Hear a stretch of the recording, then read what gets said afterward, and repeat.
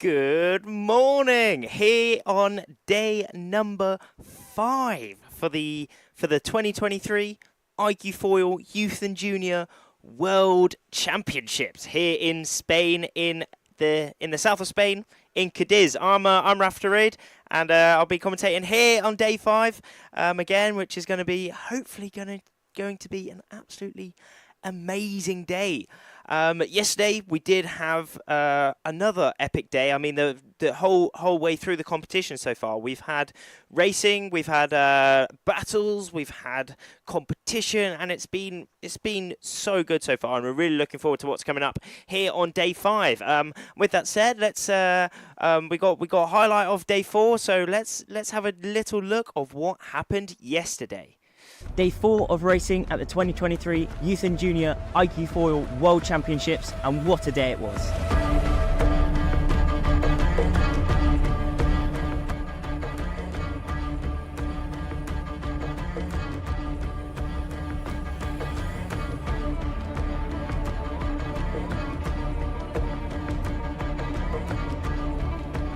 The under-19 fleets completed 5 course races in extremely variable conditions.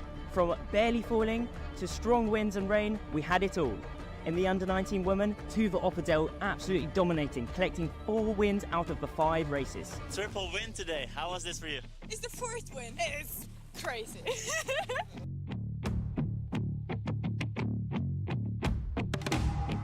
In the men's, Federico Poloni is still on top, showing his pure dedication to the craft of racing. A lot of training, dedication, sacrifices, and just believe in your dreams.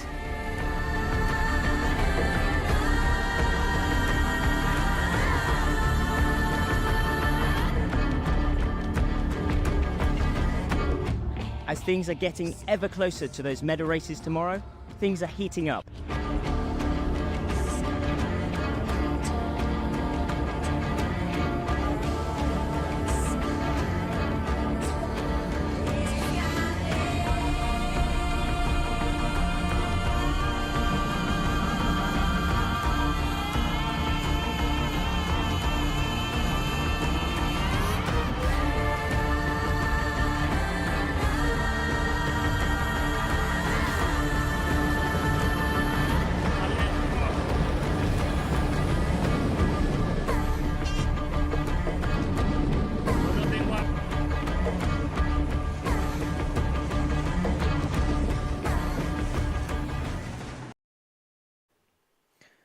It really was full power yesterday. I mean, we saw there was really strong wind in the end, maybe even 20 knots so far and yesterday, and it was a bit grey, it was a bit moody, but it was absolutely amazing conditions for this World Championships here. But moving into today, we've got a very different day to what was on the highlight video of yesterday. I mean, the wind, it's around 10 knots at the minute, but it's fairly consistent at the minute actually, around 10 knots. So we will be looking hopefully maybe some slalom races getting done. The wind is coming from the northwest, as it is a thermal wind today. So in the morning we had barely any wind. I mean, it was really cloudy actually. Again, it was quite grey in the morning, and zero wind. So we've had a nice late start today. All the riders had a nice sleep in and getting relaxed and ready for day 5 here in Cadiz.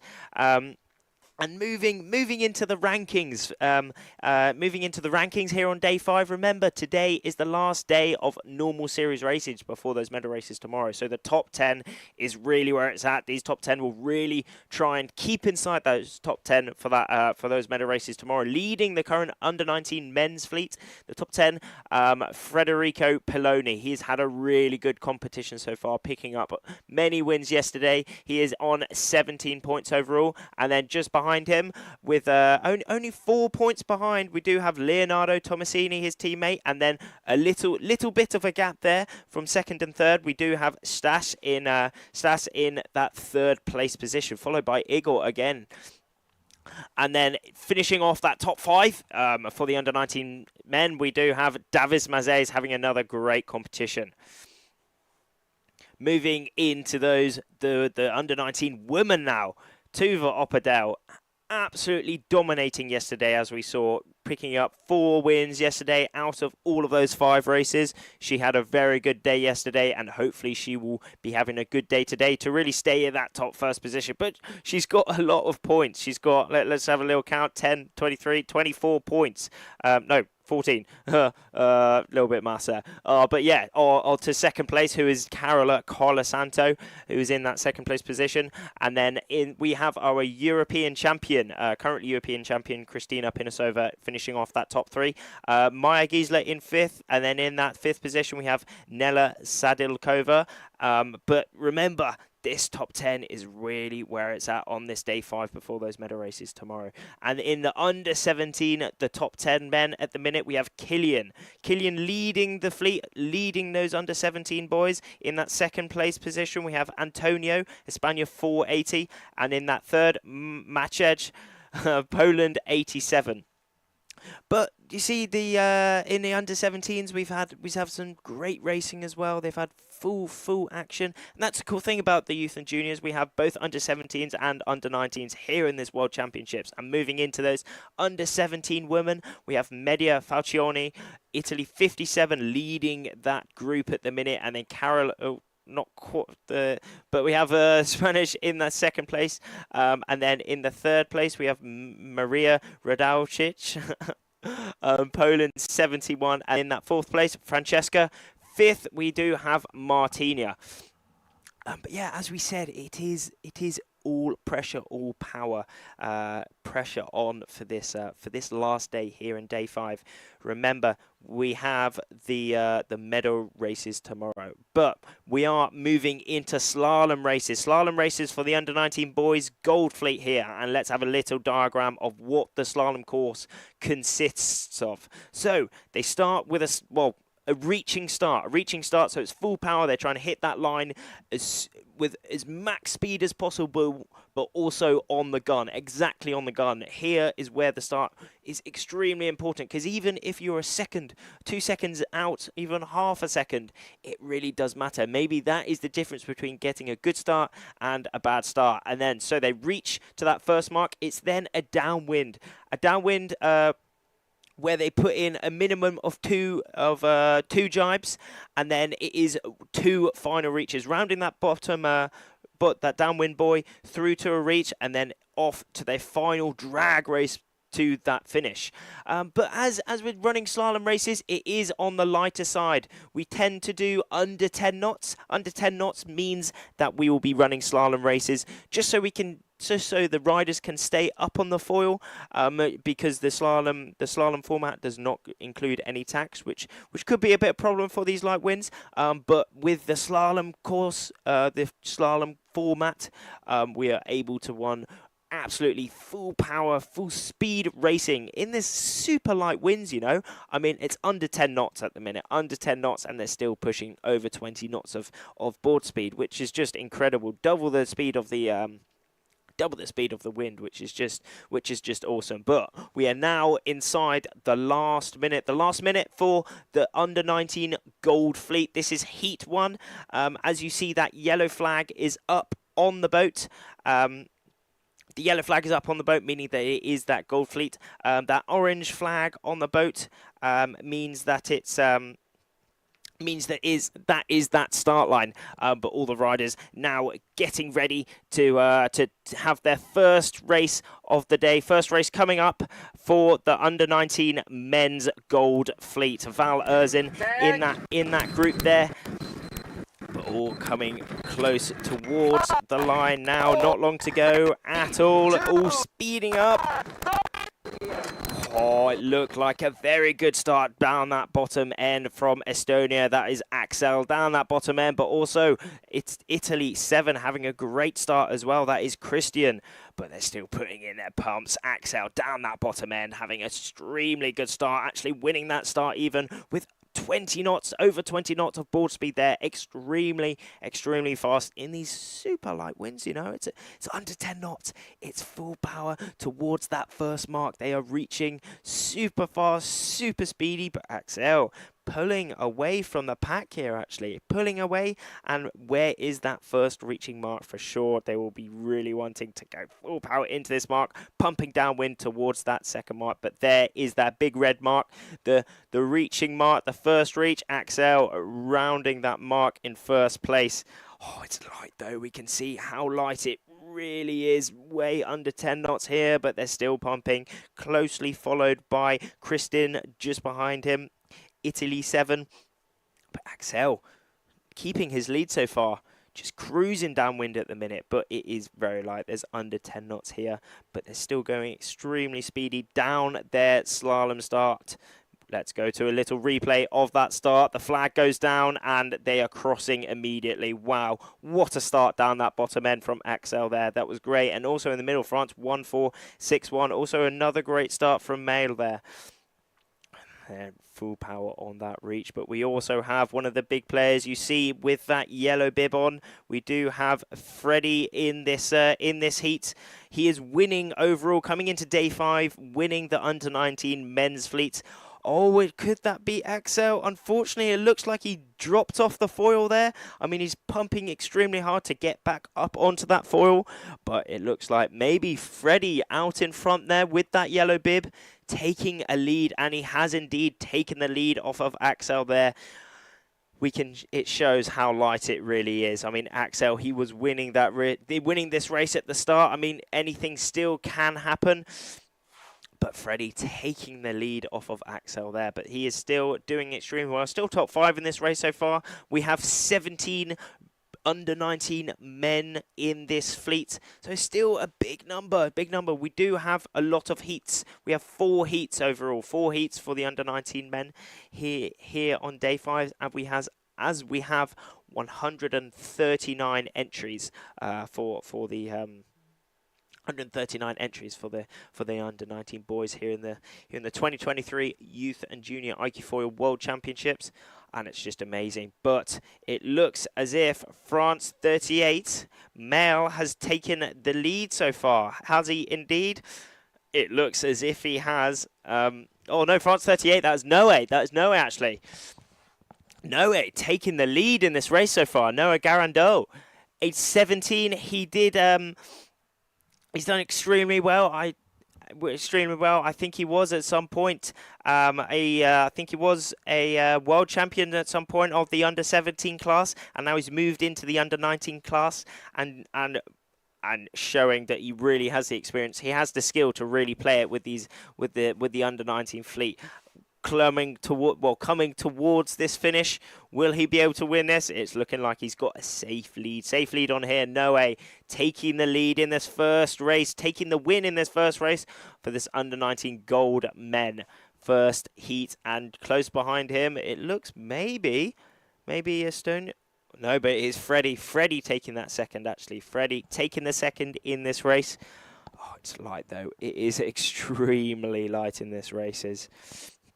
Bit of a gap between second and third actually, but Axel coming back. Axel Harver coming back in that third place position, even dropping off the foil, but he worked extremely well, as we saw there, as a lot of the other riders come through. Double D coming through in that fourth place, it looks as if, but a close little bit between Robin Zelli and also French rider. I can't quite make out the number, but they're all coming through towards that finish now. Whew, it's light. It is extremely light at the minute. I mean, here on day 5, going back to those replays, they're all foiling, all pumping extremely hard, trying to get the best start as possible. Oh, wow, what a start. What a start down that bottom end.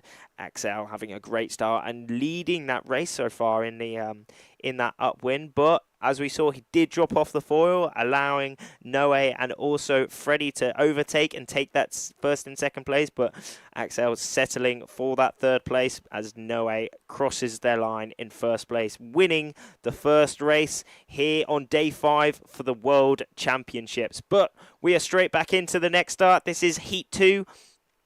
Heat 2 coming up for the under-19 men's.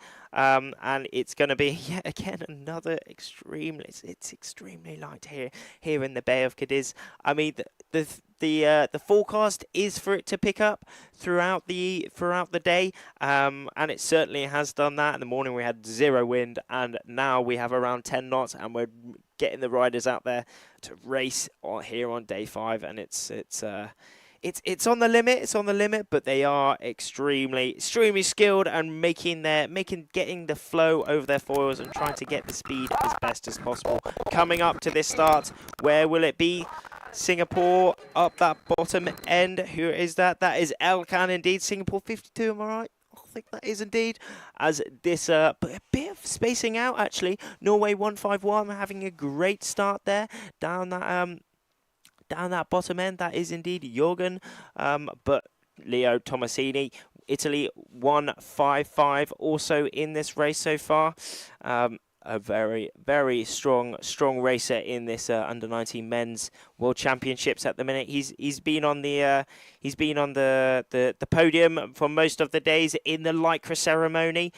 Each day in the morning we do have a Lycra ceremony, which is which all the top 3 riders overall, each day they get lycras. So the first place they get a yellow lycra. Ooh, little bit of extremely close there. Really attacking move from Leo there, who takes the lead from Poland 1. That is indeed Maciek, who settles for that second place round that top mark. But a really good.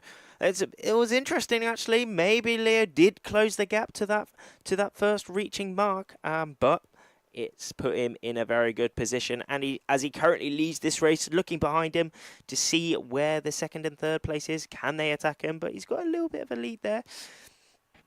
As both Maciek and the Spanish rider jibe off even downwind, but Leo closely behind them, jibing off, deciding to go down the right side of this course, but he's putting in some really powerful pumps just to extend the speed, extend that downwind potential downwind, and it's going fast. I mean, looking at the speeds, it's under 10 knots at the minute, and they're all doing close to 20, if not 20 knots downwind.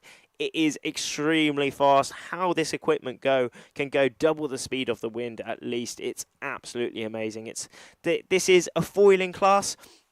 So as we can see, Leo Tomasini currently leading this race. He's showing this IQ equipment foiling absolutely perfectly. Every now and then you can see those wings under the water there. Foiling is so it's basically like an aeroplane under the water. Here's that little readout of Leo here at the minute. He's completed 4 medal races in his time in the Youth and Junior series. So again, he is a very well established rider within this class as he goes for that jibe. But yeah, it's a foiling class, so they fly above the water. It's basically, easiest way to think about it is an aeroplane under the water. They have a fuselage which connects the front wing to the back wing. The front wing provides the lift that pushes them out of the water. The back wing is easiest to think of it like a stabilizer. The front wing is a lot bigger than the back wing because the stabilizer produces lift the opposite way just to make that front wing super stable, and you can fly above the water really comfortably, which is really cool. And you can do all these maneuvers fully flying as well, like the jibes and the tacks that have come into it the past year or two that people are now they're now producing fully falling tacks. But Leo Tomasini winning that race, winning heat number 2 here on day 5 for the under-19 gold men. He came into today in that second place position, as look, he is wearing that blue bib. But yeah, another great race from Leo there, winning that heat number 2. Closely behind them, but I'm pretty sure that is Maciek, Poland 1.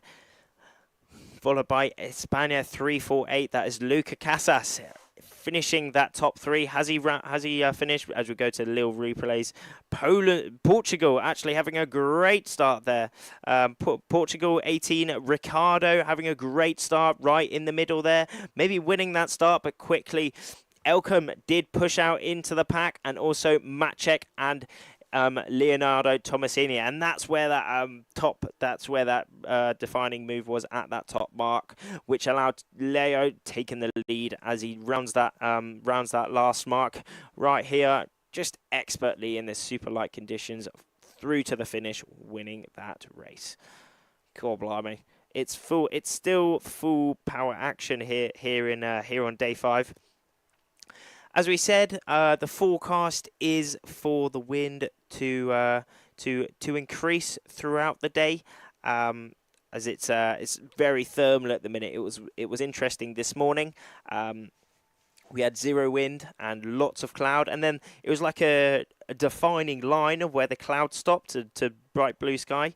The cloud exited, it went away, the blue sky came out, and a little puff of wind came through immediately, and so far it's just been picking up throughout the day, and hopefully we will be seeing the wind hold as we have the final qualifying day for those medal races tomorrow.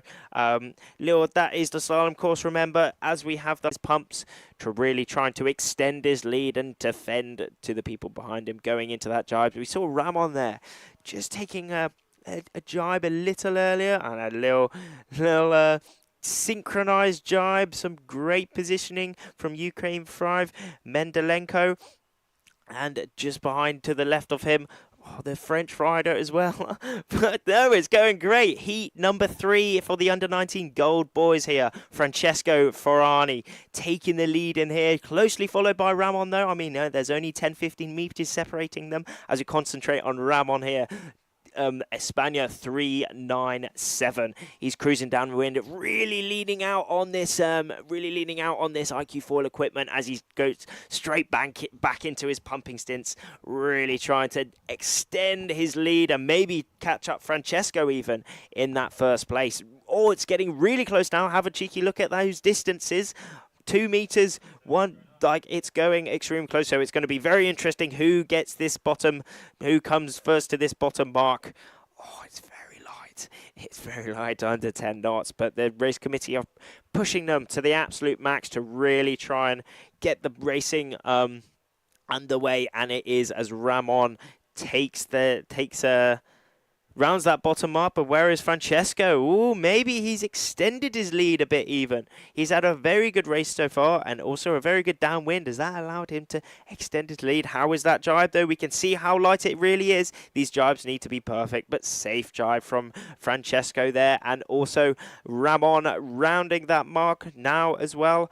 How is that jibe? Oh, it's sketchy. Oh, but it looks like Ukraine 5 has come through as well into that third place position. Well done, but going back to Francesco at the minute, having a nice lead, almost 100 meters now as he crosses that line in first place. Francesco Ferrani taking the lead, taking that win for the Heat 3 of the men goal, closely followed by, that is Ramon, and then in that third place position, Mendelenko, Ukraine 5.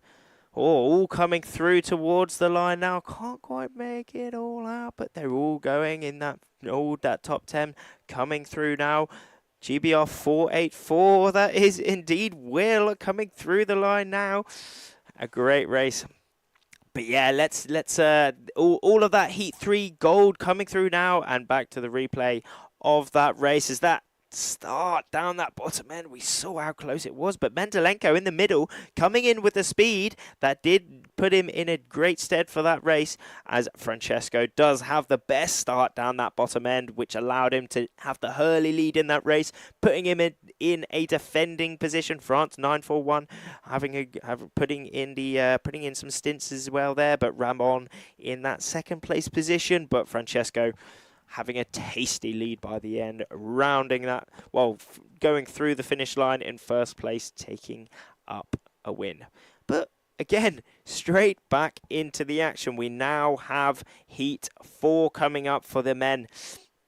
Here on day 5, I mean, as we have 139 entries for the under-19 men alone, they have now split as you can't, 139 people on the same start line is a terribly fruity. We do it in the marathon races, but for the normal course races, we have had to split them into 2 fleets. So we now have gold fleet and silver fleet. Here we are concentrating on that gold fleet as that yellow flag is up. That's what signifies the under-19 men's gold fleet is racing at the minute.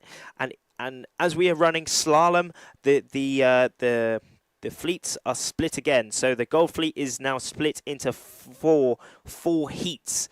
And there's there's 17 and 18 in each fleet, in each heat. Let me say. Just so they can have the best race possible, split them up a bit as these races are so full packed of action. They're super quick, super sharp, and short courses as it's such light winds. But coming up to this start now, where is it? How early are these guys? I mean, ooh, we heard it. Did you hear that? Bing, bing, bing. There was a few more hits of the sound. Which does signify that it will be a general recall, as one or more people were over the start, unfortunately. It's extremely tough, you know. It is very, very tough in these conditions today, as it's under 10 knots. We're running slalom, but under 10 knots, it's really important that you get your time and distance perfect. There is that start.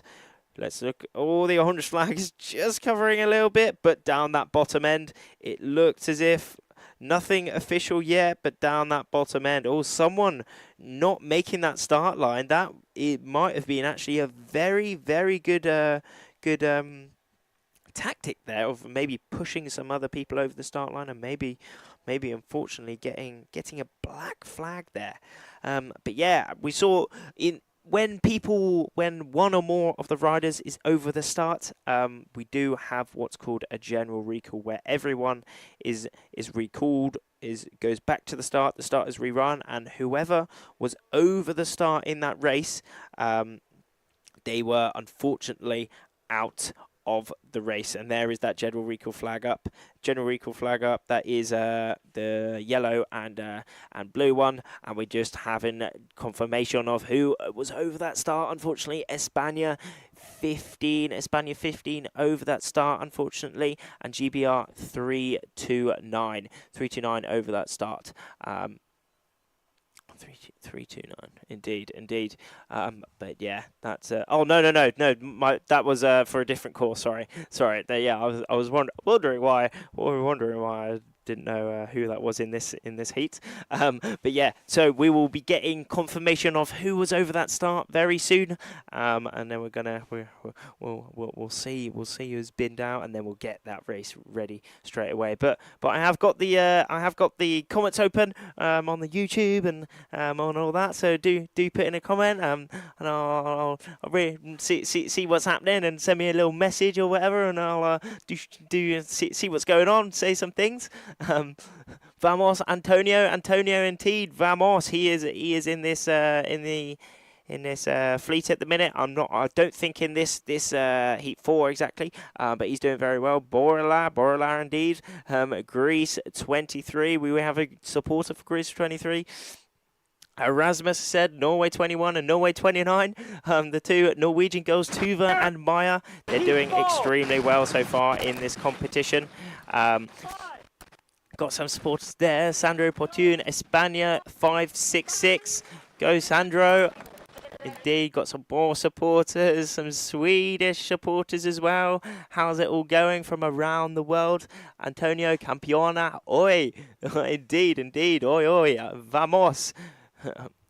As we get confirmation, have a look on that boat. We can see that blackboard. France 88 is over that line, unfortunately. France 88 is over the start, so unfortunately they will be binned out of that start, and we will be rerunning that.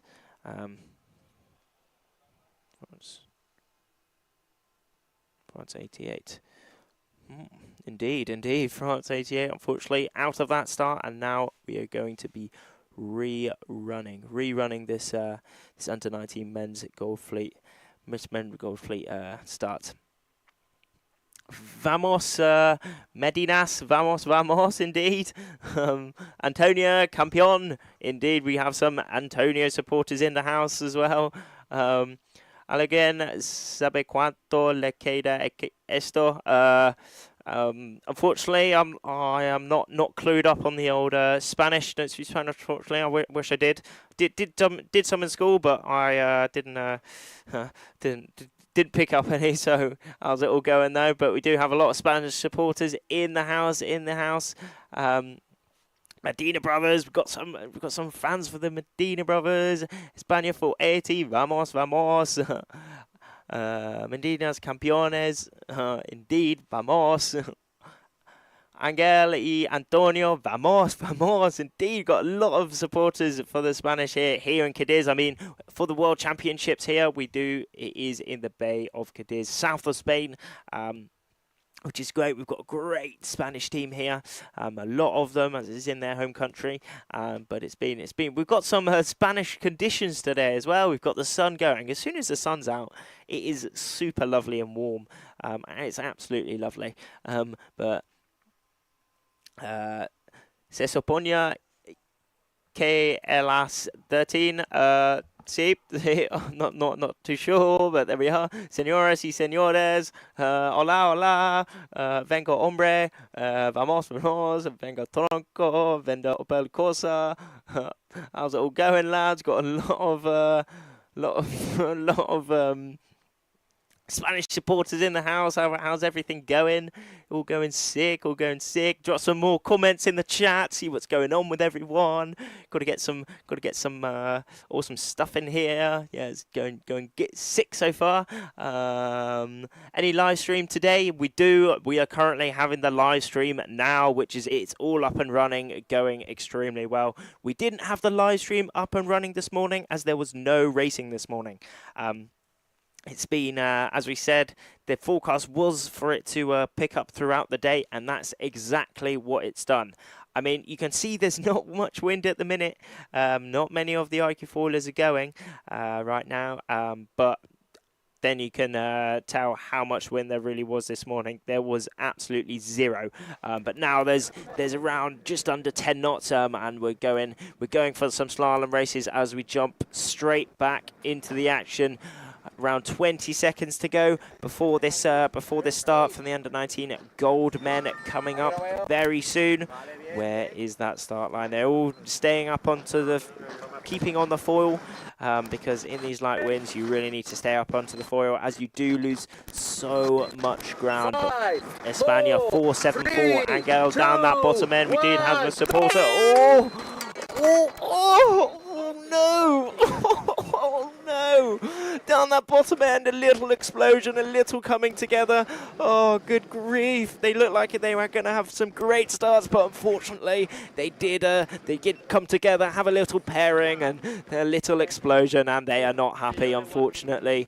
But it was interesting. We don't know who was in the wrong there because we did see Angel down that bottom end, really luff up into wind, but unfortunately, they will now be right at the back of the pack, but in now in first place, still putting in those pumps down that bottom end. I think that could be Mattia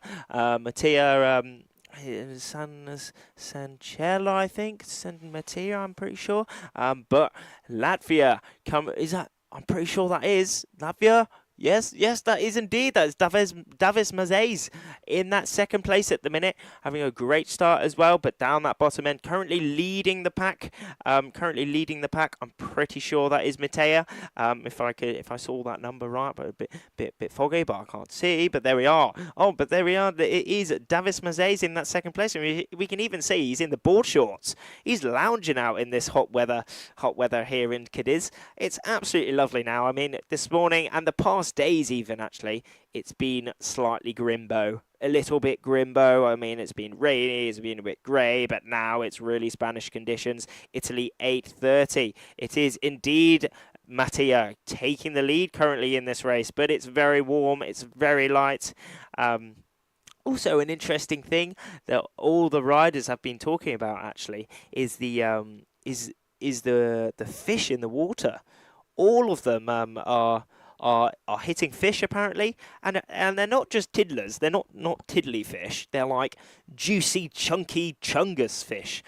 So like they hit them, and then they just stop dead. The foil stops, the equipment stops, and they just go say hello to the front door and just send it round the front and do a big crash, which is another thing that not often you would think about, these riders hitting fish in the water, but it is something you definitely have to think about, and also something which is interesting that I've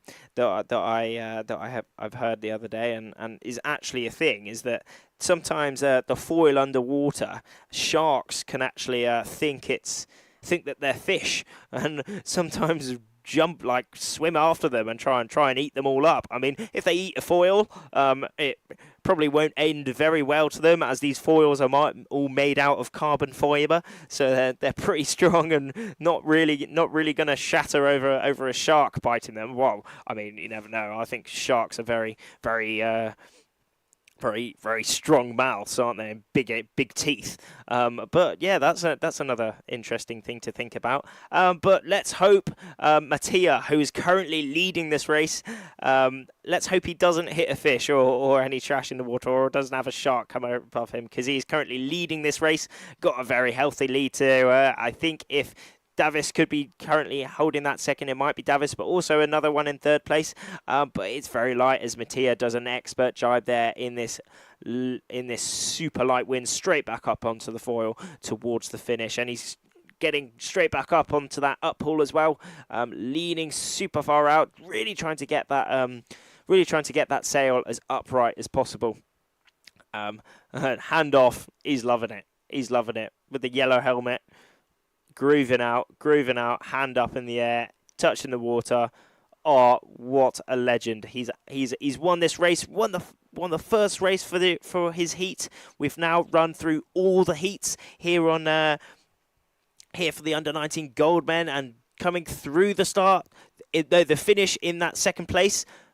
That is Davis Mezes, I'm pretty sure, and then Poland, I couldn't quite make out the number, but that will be another great place for them there. And then finishing in fourth place, it was French. It was a French rider. Not too sure who it was, but it was indeed French, all coming across the line.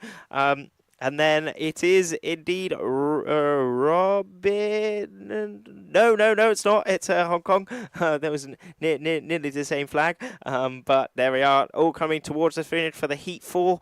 Heat 4 coming through. That is indeed Magna coming through the line as well. Denmark 888 coming through, and also that is Lenny coming through. There is that. Oh, that was interesting. But we saw down that top end, Italy 20, Gabriel having a great start at that top end, but Mattia down that bottom end having a good start as well, which really allowed him to go through towards the finish, leading that race the whole way and taking the win in that Heat 4. Yeah, there we are. It's interesting stuff about these starts. I mean, the reaching start is completely different to the upwind start. Reaching starts, you come in with a lot more speed, as the reaching is the fastest angle to go. Come in with a lot more speed, and it also the positioning is all very different. As we're coming up to one of the next starts, I'm pretty sure this will be back to Heat 1. For the under-19 gold men, coming up now, and it started. I think that could be an all right start. We'll see in a sec. But down at that bottom end, Italy 286. Freddie having a really good start, and just behind him that is Val, Slovenia 31. But Freddie still putting in those pumps, really trying to get a lead on here. But we did see up that top end, 2 riders coming through.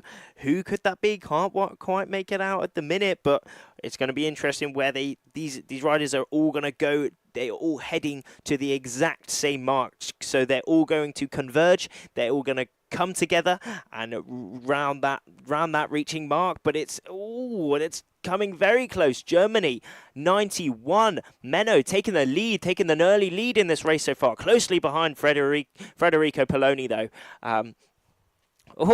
Was that a little hand up straight away? Little punch in the air? Or was he letting the outhaul off? I think he was letting the outhaul off, to be honest. Letting the outhaul off, what does that do, I hear you ask? So it basically makes the sail deeper. It lets loose the sail of the boom, so it's deeper, and that allows for a bit more wind to catch inside of the sail. So the deeper the sail is, the more powerful it is, but also the less aerodynamic it is. So upwind, you want to crank on that outhaul to make the sail a bit flatter, so it really cuts through the wind. However, downwind, you are just trying to go for as much speed and as much depth downwind as possible. So you do let it out, get that sail a bit deeper, especially in these light winds. You're going to want every little ounce of power you possibly can, but unfortunately, that is a Germany 91. Menno just topping out of that jibe. Oh no! Oh, poor Menno, man. That is a big L. Can we get some Fs in the chat for Menno there?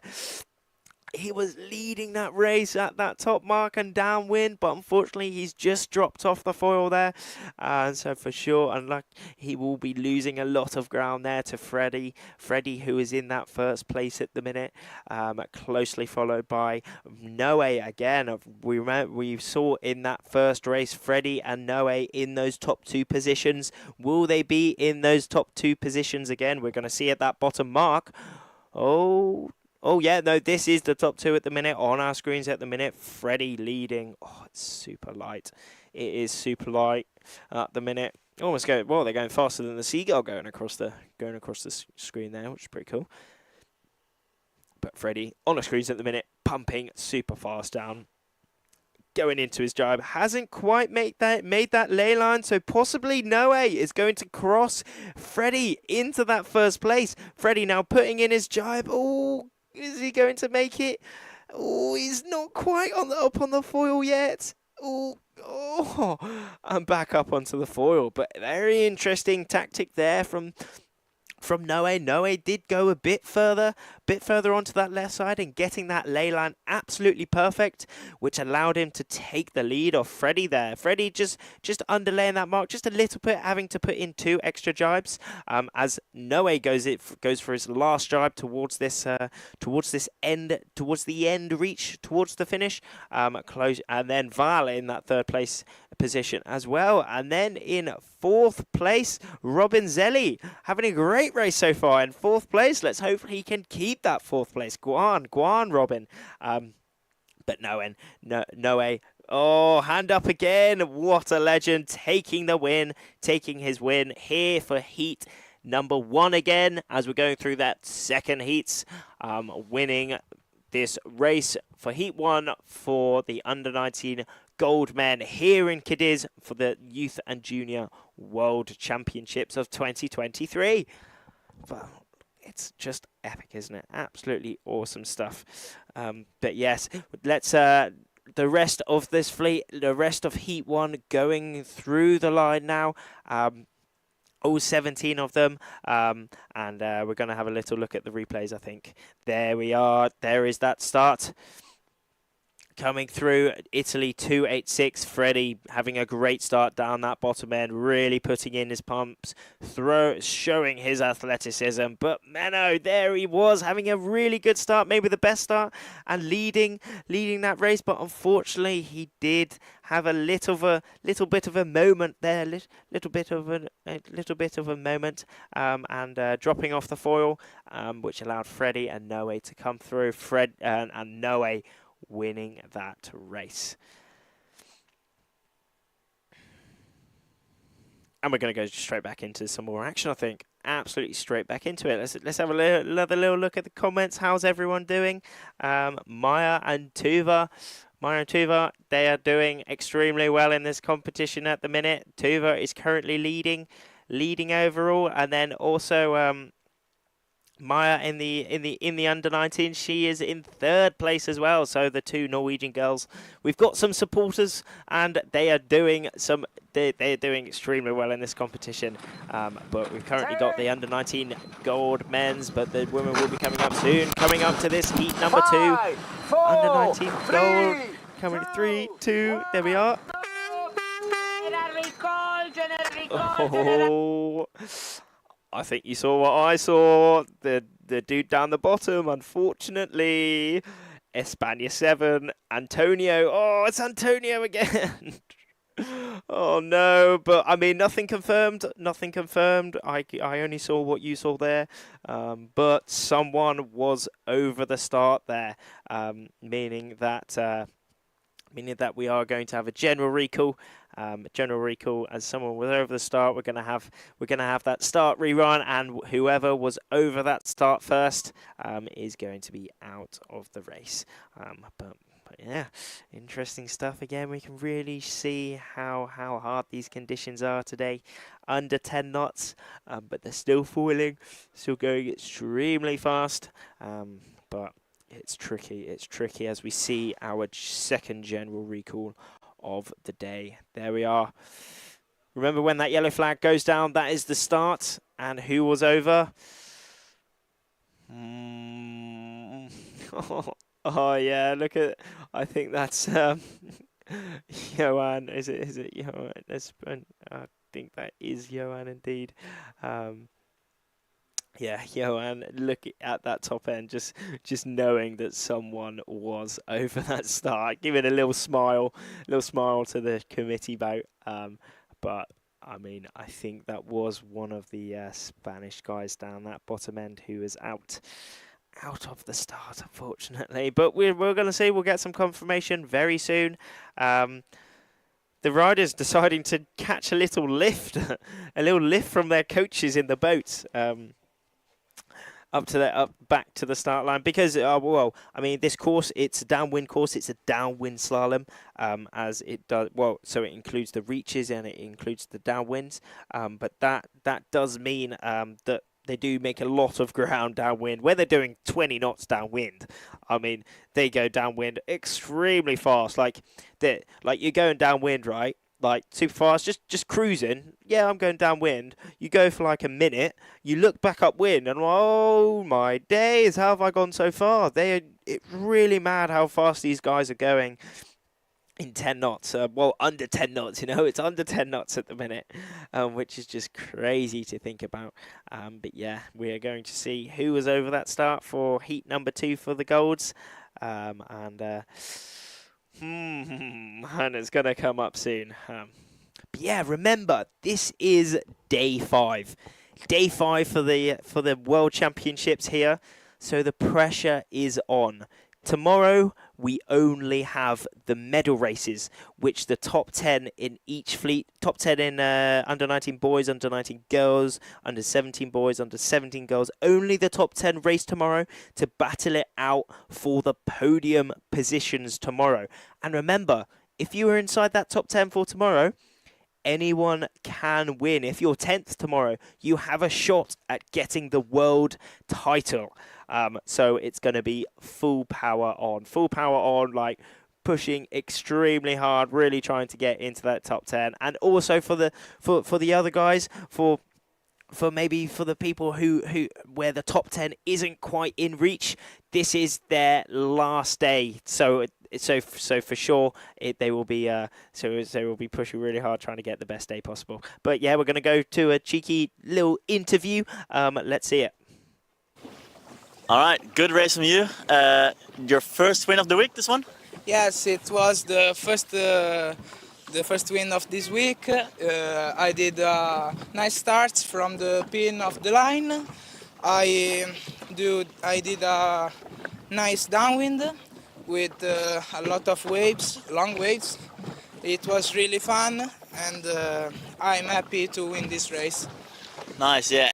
During the Europeans, you were still under 17. Yes, I was in under 17. I'm under 15 too, and win a race in under 19. It's fantastic. So, yeah. Yeah, very impressive performance, and I think you're gonna show us some great moments this week more. Yes, this is one of the. This is the most happiest time in the week. Awesome, congratulations. Thank you.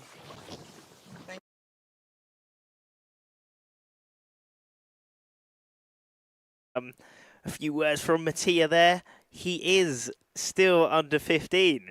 How insane is that? Under 15 and competing in the under 19s and picking up a win in the World Championships. He's from Torbole. His home club is Circulo Surf Torbole, where we had the European Championships. An absolutely amazing place to sail. I mean, if you windsurf much, you've probably heard of Lake Garda, and his home is Lake Garda. So yeah, he's got a great place to train, and it shows as he picks up a win. But heading straight back into the race for the under 19 gold fleet. We are back into. If I'm right, I am saying this is Heat 2. Heat 2, it is indeed Heat 2, I'm pretty sure. Spaniard 348, that is Luca. This is Heat 2. 10 seconds to go on this last, this start coming up for Heat 2. Big group down that bottom end, Luca.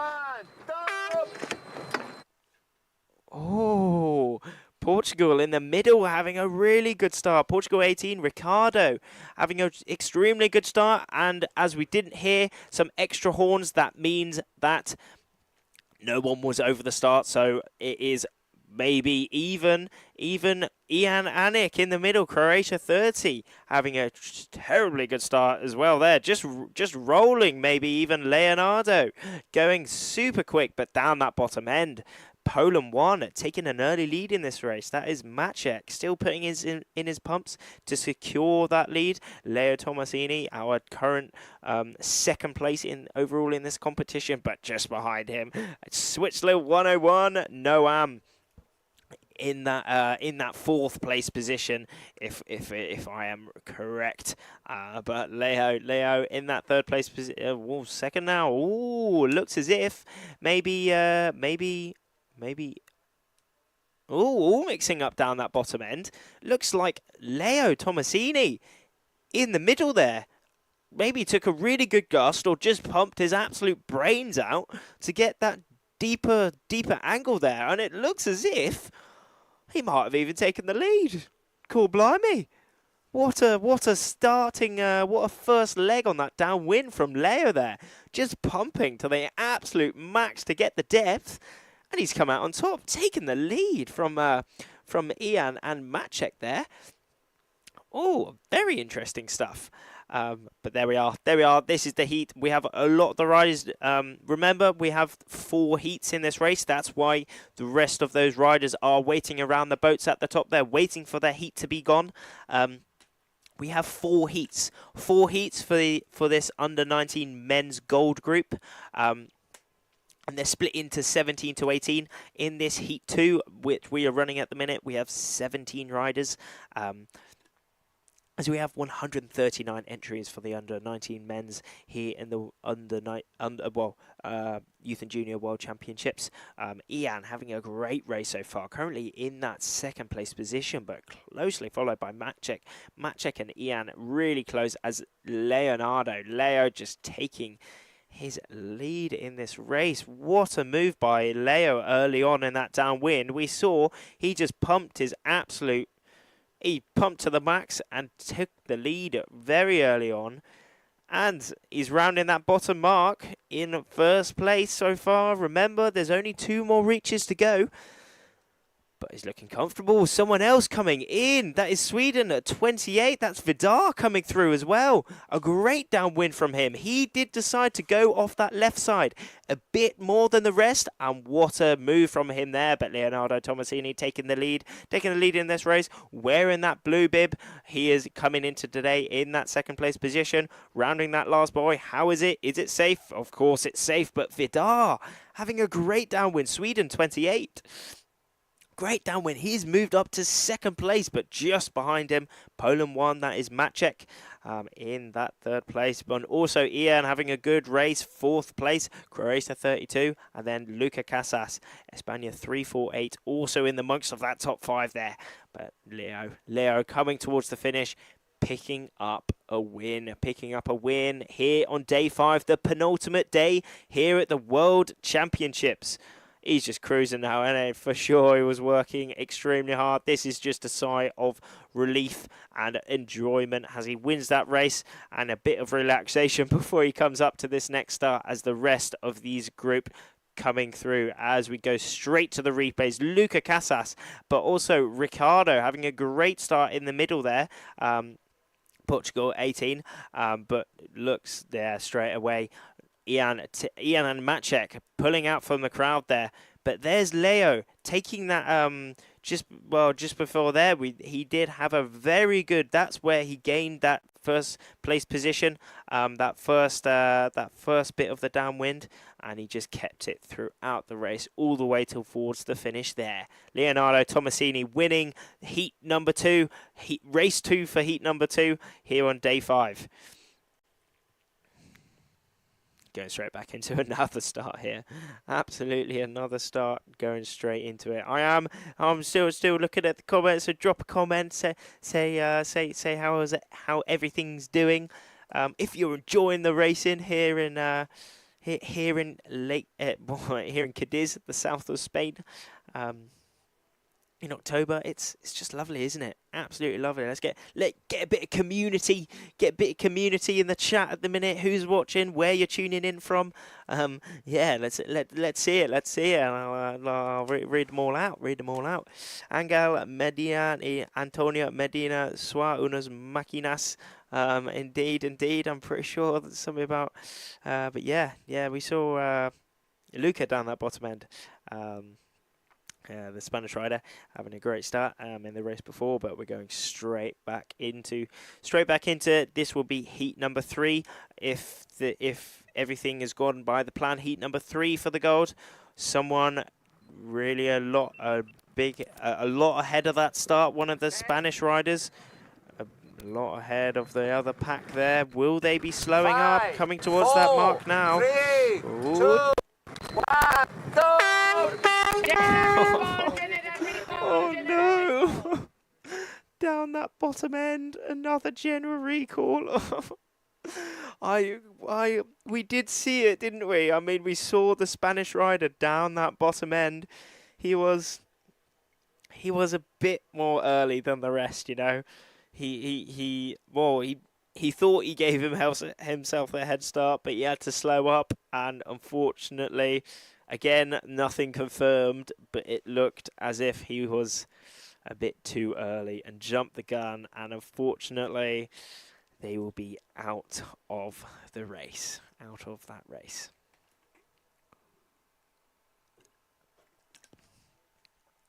We've had a great competition so far, though. Absolutely great. I mean, it was interesting in the practice races. Well, there was. Oh, let's go to a straight interview of one of the riders in the previous race. Let's see it. So another great day here on the water. We're currently doing slalom. How's this for you? It's going great. I think the first race was not very good because I was too heavy for the race, and I was like behind everybody. I was going last, and then the second race I came third, so not a bad recovery from race before. But yeah, looking forward to be my best into the next races. Nice, yeah, because you're only under 17, but you're racing with the under 19s. Yes. How is it for you? Really fun, I think, because I don't know, better to compete with. Yes, sir. Awesome. All right. Thank you. Thank you. Another rider who is currently under 17, but really trying to get in the mix of the under 19 group. And Val certainly is becoming one of the big players in this under 19 group. He did come into today. He came into day number 5 in 9th place. And let's have a replay of that start coming up, of the over early start. Where is that? Oh. Well, to me, that looked like absolutely loads of people was over. Maybe it was more than one. Very interesting. Well, we're going to have a look. We see Emilio, on the boat there, in the brown shirt. He is looking at the iPad. Can you see that iPad? He is looking at that indeed. What is he looking on the iPad? Unfortunately, he's not gaming. He's not gaming on. He's not playing Clash of Clans on the iPad. He is in fact looking at the start. Every start that the riders do, they film it. They film that start exactly from that orange flag, which marks the start, to the other end of the start, and that allows them to look back at that start because the speed that these riders are going at, it's really hard for the race committee to determine who is over the start when most often it's split seconds that is all the difference. So there Emilio was looking at that video of that start and really picking out who was over that start line. We're going to see it in a bit as he munches on an apple, just getting in a little bit of a snack. It's hot out there. I mean, they're in t-shirts. It's very hot in the sun.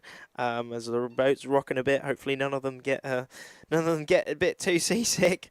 But they're just cruising at the minute, having a really good time on that boat. Oh, it was indeed a lot of riders over that start. Oh, 1, 2, 3, 4 of them. Oh no, GBR 319, Boris Shaw, the first one on that list. Unfortunately, he was over that start line. And then also Espana 397. Espana 397, pretty sure 397, that is indeed Ramon. Ramon, I'm pretty sure, was over that start, unfortunately. And the rest can hopefully I might have a bit of a might have a message. Let's have a look at that message. Who was over? Okay, it was indeed Boris Shaw. Unfortunately, over that start line. Spania 397. That was indeed Ramon as well. Ukraine 5. Oh, Medalenko over the start as well, and Espana 52. Alvaro, unfortunately, over that start as well. So with over the starts, if you're having a look at the results, if you go on the website, the iQFOiL website, and have a look at the website for this competition, and you have a look at the results, you might see some letters in the results, which might be a bit of an interesting stuff. How can you have some letters in your positioning? But for example, if you were over the start, you will get a BFD, which means you are over the start line. You were over the start line, so you were binned out of that race. So you get a last place for that, unfortunately. And then some of the other letters will just mean that you've been disqualified from that start, or maybe you haven't finished within the time limit, or you haven't started. So there's a lot of them. So you'll just see as we go to an interview with the Peru rider. Awesome day for you, or not an awesome day, but at least we're here in good conditions. How's the conditions for you? Yeah, today earlier we didn't know if we were gonna race. The wind was really light, but now I think it's increasing a little bit, and let's hope we can do 3 more slalom races. Awesome, yeah. And you're coming here all the way from Peru. How does Cadiz compare to your home spot? Yeah, it's pretty different. I came here in February to train a little bit because where we train is super flat, super stable wind, so yeah, pretty big change. Awesome. I hope you have a good rest of the day. Okay, thank you.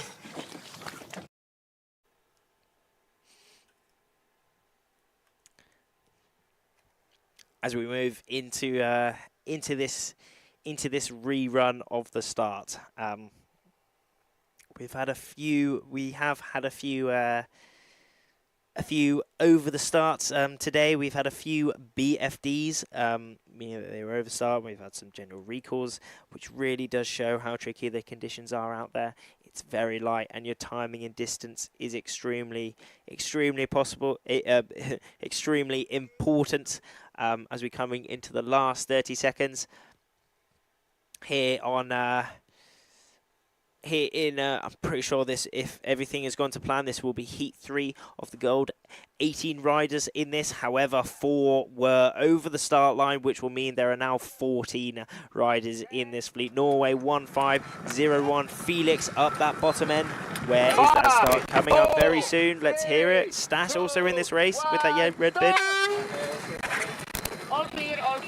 All clear start, Poland 21, maybe having the best start down that bottom end, that is Michal, but also Stas having a very good start, Poland 777, rocking that red bib. He came into today in that 3rd place position, meaning he is rocking that red bib, but also Italy 888, Francesco also having a great start as well, but Michal down that bottom end. Also, Espana 282, Bonnie. Of course, it is Bonnie. He's coming through as well now. Maybe in that 3rd place position. Where will he round in this place? But we also have, in the amongst of it there, can't quite make it out, but it is Stas. Stas taking the lead so far, really putting in some powerful pumps to hopefully extend his lead. but we have seen in the races before that even if you're leading, anything can happen. You can drop off the foil if your jibe isn't quite perfect, but Stas having a perfect jibe there. Even in these really light winds, foiling the whole way through and keeping his speed and keeping his depth downwind. Stas, Poland 7-7, currently in the lead of this Heat 3. Their second race for Heat 3 here in day number 5. Day number 5 for the iQFOiL 2023 Youth and Junior World Championships. Whoa, look at that. Stas coming through, 18 years of age, a really well-established rider. He has been at the top of his game, at top of windsurfing for a very, very long time now. 2 medal races done. He has come second as his best event finish in international competitions, and he is now coming into day 3 in this 3rd place position, and he's currently leading this race as he goes for that jibe. Wow, cool, how smooth was that? Oh, banging the sail. How powerful are those pumps? You can see how much work he's really putting into that sail, really having as much power, as much downwind to hopefully get him down. Oh, he hasn't quite made that. Oh, putting in a little bit of a maneuver towards the end just to make that downwind mark. But Stas, Poland 7-7-7, currently in the lead, but closely behind him we did have Francesco, and as well as Poland 44. That is indeed Conrad in that 3rd place, but Bonnie has come back into it. Stas rounding the last mark. How will this jibe be? Leading this race so far, and it's safe, but let's look at that. The 2nd and 3rd and 4th place, that's where it's really happening, but Stas leading so far. It's going to be very interesting who comes 2nd, 3rd and 4th in this race, as it was so close, but Stas in that 1st place position coming through. Where is this finish line? Where is this finish line? He's coming through. Hand off. He's got it. He's got it. Hand up in the air. But who is in that 2nd and 3rd place positioning? Oh, it is Francesco, I'm pretty sure. And Bonnie taking the lead from Conrad there in that 4th place. So top 3. Oh, cruising. Absolutely cruising from Stas there. Having a little bit of enjoyment, a little bit of relaxation after that full power race from him. And let's have a we're gonna be moving to an interview with the Ukrainian rider coming up, Medalenko. So your day is going a little up and down. We're here with Sasha from Ukraine. How is this event for you so far? Nice event, good wind every day. Yeah, sometimes I feel speed, sometimes I'm a bit slow. Yeah, nice condition, top guys, enjoy it. Good. And usually you train in Dnipro, in Ukraine. Yeah. Even now during war. Yeah, sometimes some fly into. No, yeah. So stay strong. Thank you so much. One day.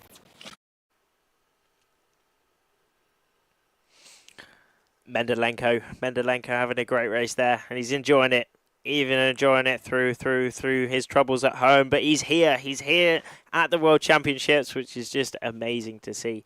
He's at a lot of these competitions, a lot of these iQFOiL conditions with his dad.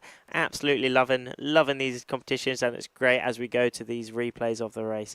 Poland 21 down that bottom end. Michal having a great start, but also Stanislaw taking the lead. Poland 7-7-7. I mean, it was really close up until that first mark, but an absolute expert show, a masterclass from Stas here. Wow, look at these drives. Didn't quite make that lay line, but he was safe. He did a little bit of maneuver, almost like a half jibe, to make it down round that bottom mark and through to the finish, winning that race. But it's interesting, I think the wind has picked up a little bit actually. It was forecasted to do that. Pick up slowly throughout the day. When we came out, it wasn't quite raceable, so we had AP. The wind picked up to 7, 8 knots, 6, 7, 8 knots, and then we had the slalom racing commence. And now we've had one full round of it as we're coming to the final round for Heat 4 for the gold, for the final round of round 2. for these slalom races, and it's coming up. Look at this line. Oh, it's going to be close. Whoa, what a start. What a start. We did hear it's an all-clear start, and it was extremely close. Look at Davis Mazet really putting in some really powerful, really quick, rapid stints there. Germany 21 also in there as well. That is Lenny indeed, I'm pretty sure, but Davis Mazet. Oh, he put in the work early, and that has made a difference. Oh, it's extremely close though. France 55 down that bottom end. That is indeed Tom Nicol. But from this angle, we can see Davis Mazet has got a little bit of lead, but look at the Danish rider behind him, Magna, coming extremely close.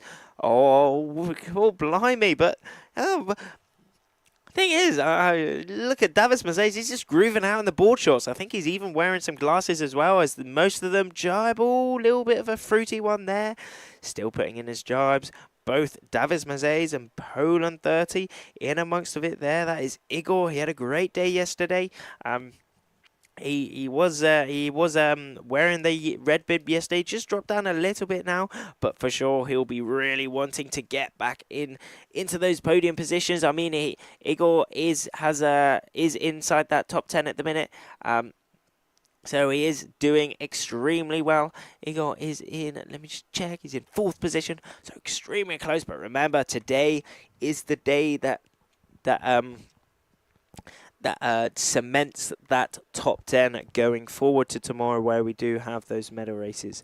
But Davis Mazet is on the screen at the minute, just showing how expertly he is doing his downwind. Look at the position of the sail, leaned back a little bit. It's deep as he's let that outhaul off.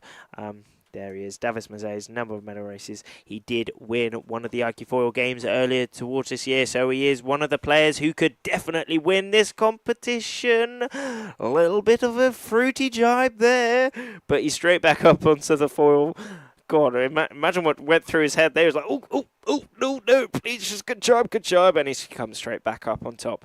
France 55 just behind him in that 2nd place position.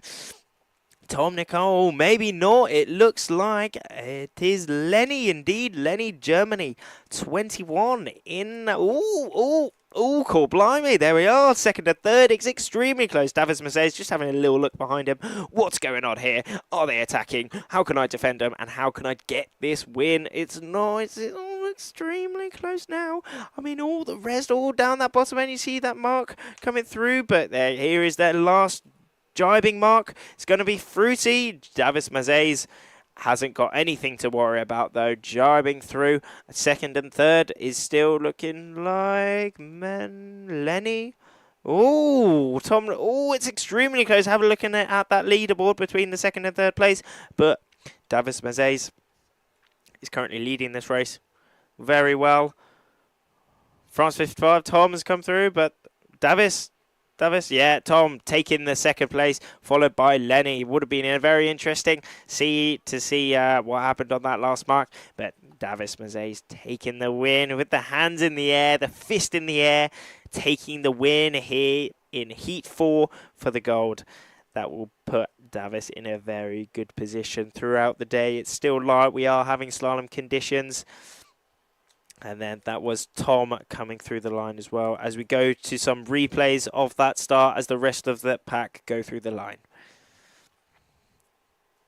There is that start. There's that start. And at bottom end we did see, I'm pretty sure that might have been Juan, but Tom Nicol of France 55 down that bottom end. Maybe not the best start, but maybe a good start as well, which allowed him to get the 2nd place. And there's that jibe, nearly coming off from Davis there. But look how close this is. Lenny and also Tom, that's 2nd and 3rd place, and this is where Tom did take the lead from Lenny there, as Davis Mazet takes the win in this race, followed by Tom Nicol from France, and then also Lenny Freemel.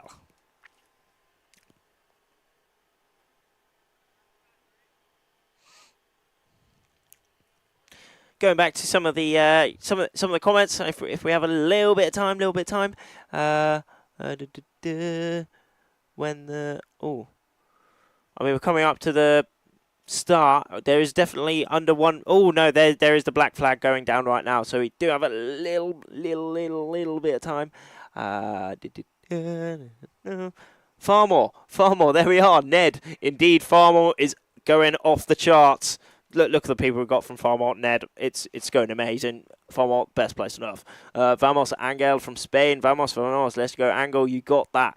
Angel, let's say Angel Victor. Indeed. A lot of Spanish supporters in the race. Daniel Ziv wins the girls race. The girls will be racing after the men here, the under-19 men.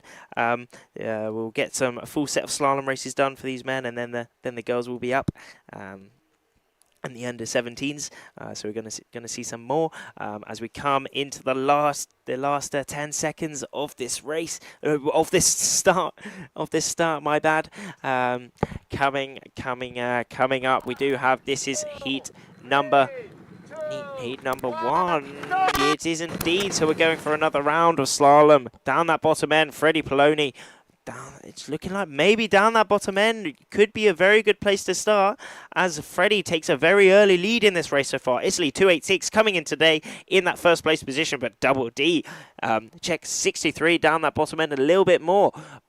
And also Val Erzem, he was the dude that we did see having that interview, but Freddie taking a very early lead in that race. Also Axel in there. Axel, Estonia, is he in the right heat? Yes, he is. Axel is in this heat 1 here, but Freddie Poloni taking this early lead in here, but Germany, Val rounding in that second place, but closely behind we do have Menno. Who's taking that second and third place, but others deciding to jibe off straight away.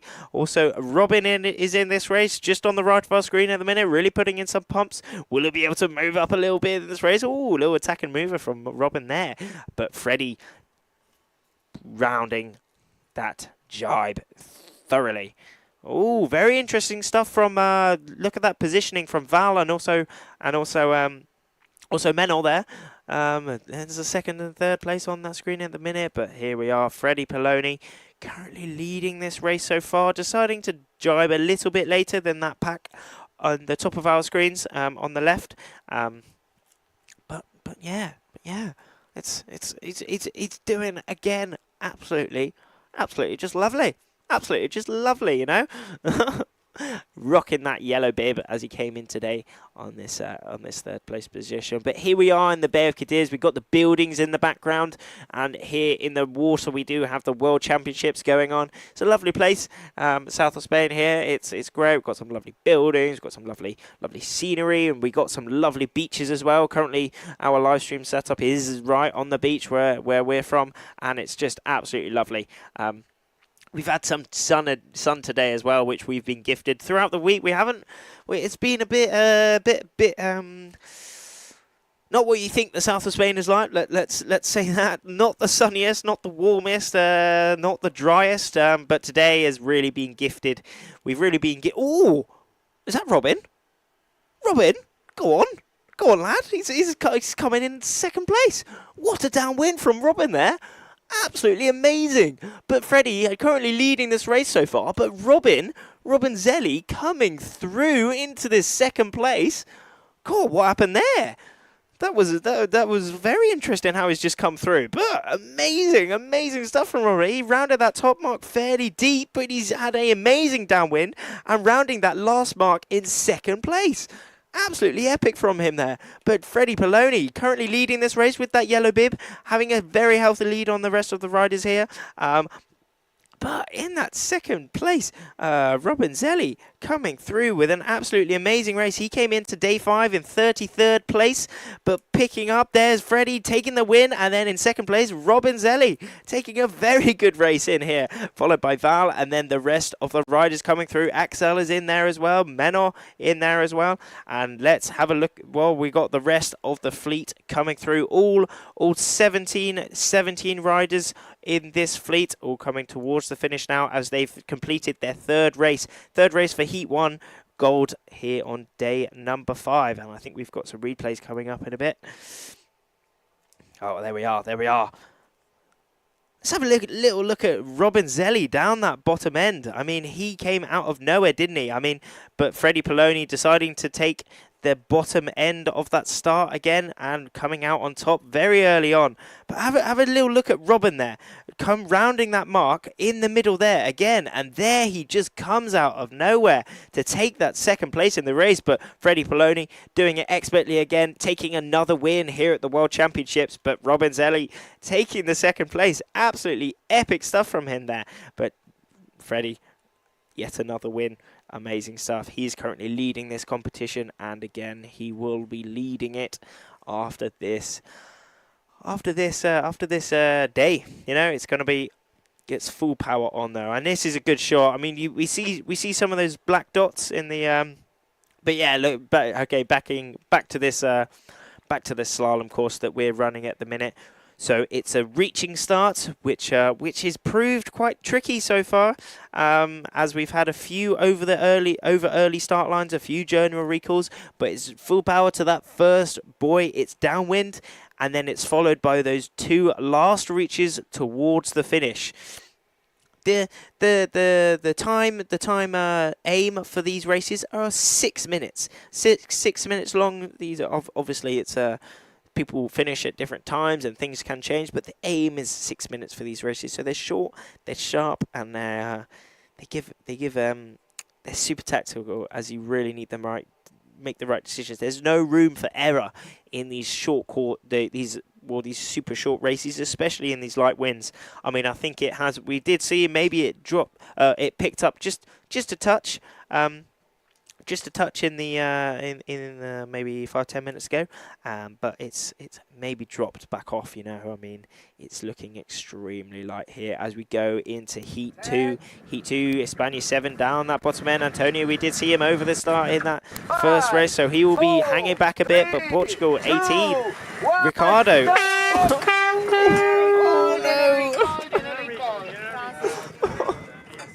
Oh no, it's another general recall. Who will be out? France 8-3-0, having a great start there. Portugal as well. Ricardo down that bottom end. But unfortunately, someone was over the start again. Oh, it's extremely hard here on day 5, here in Cadiz.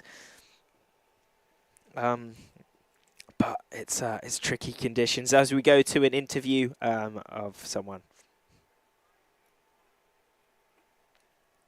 All right, we're here at your home spot racing the World Championships. How is this for you?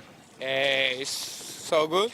I like it to sail here in my home, but in this championship we have a different wind, and it's not the normally wind on Cádiz.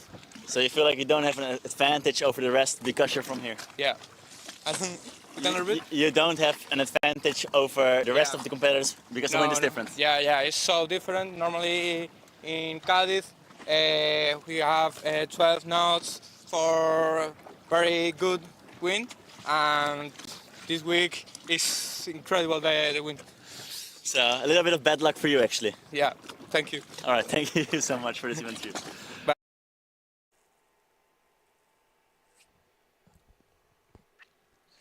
Great interview from Juan there, who is this is their home spot. We've got a lot of Spanish riders here. I've got a replay of this start. Whoever was over early. Bit of a hard angle to see there, but we did see definitely Portugal 18. Where is that mark? I can't quite make out the mark, but France up that top end and Portugal down that bottom end.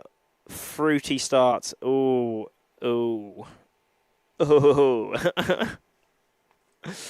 Well, we'll see in a sec. We will see in a sec who was over that start. Back to the comments. Curacao. Indeed. Vamos, Antonio. Vamos, Medinas. Estás haciendo historia. And vamos, Victor. Vamos, got a lot of Spanish supporters in the house. Victor, Dionisio,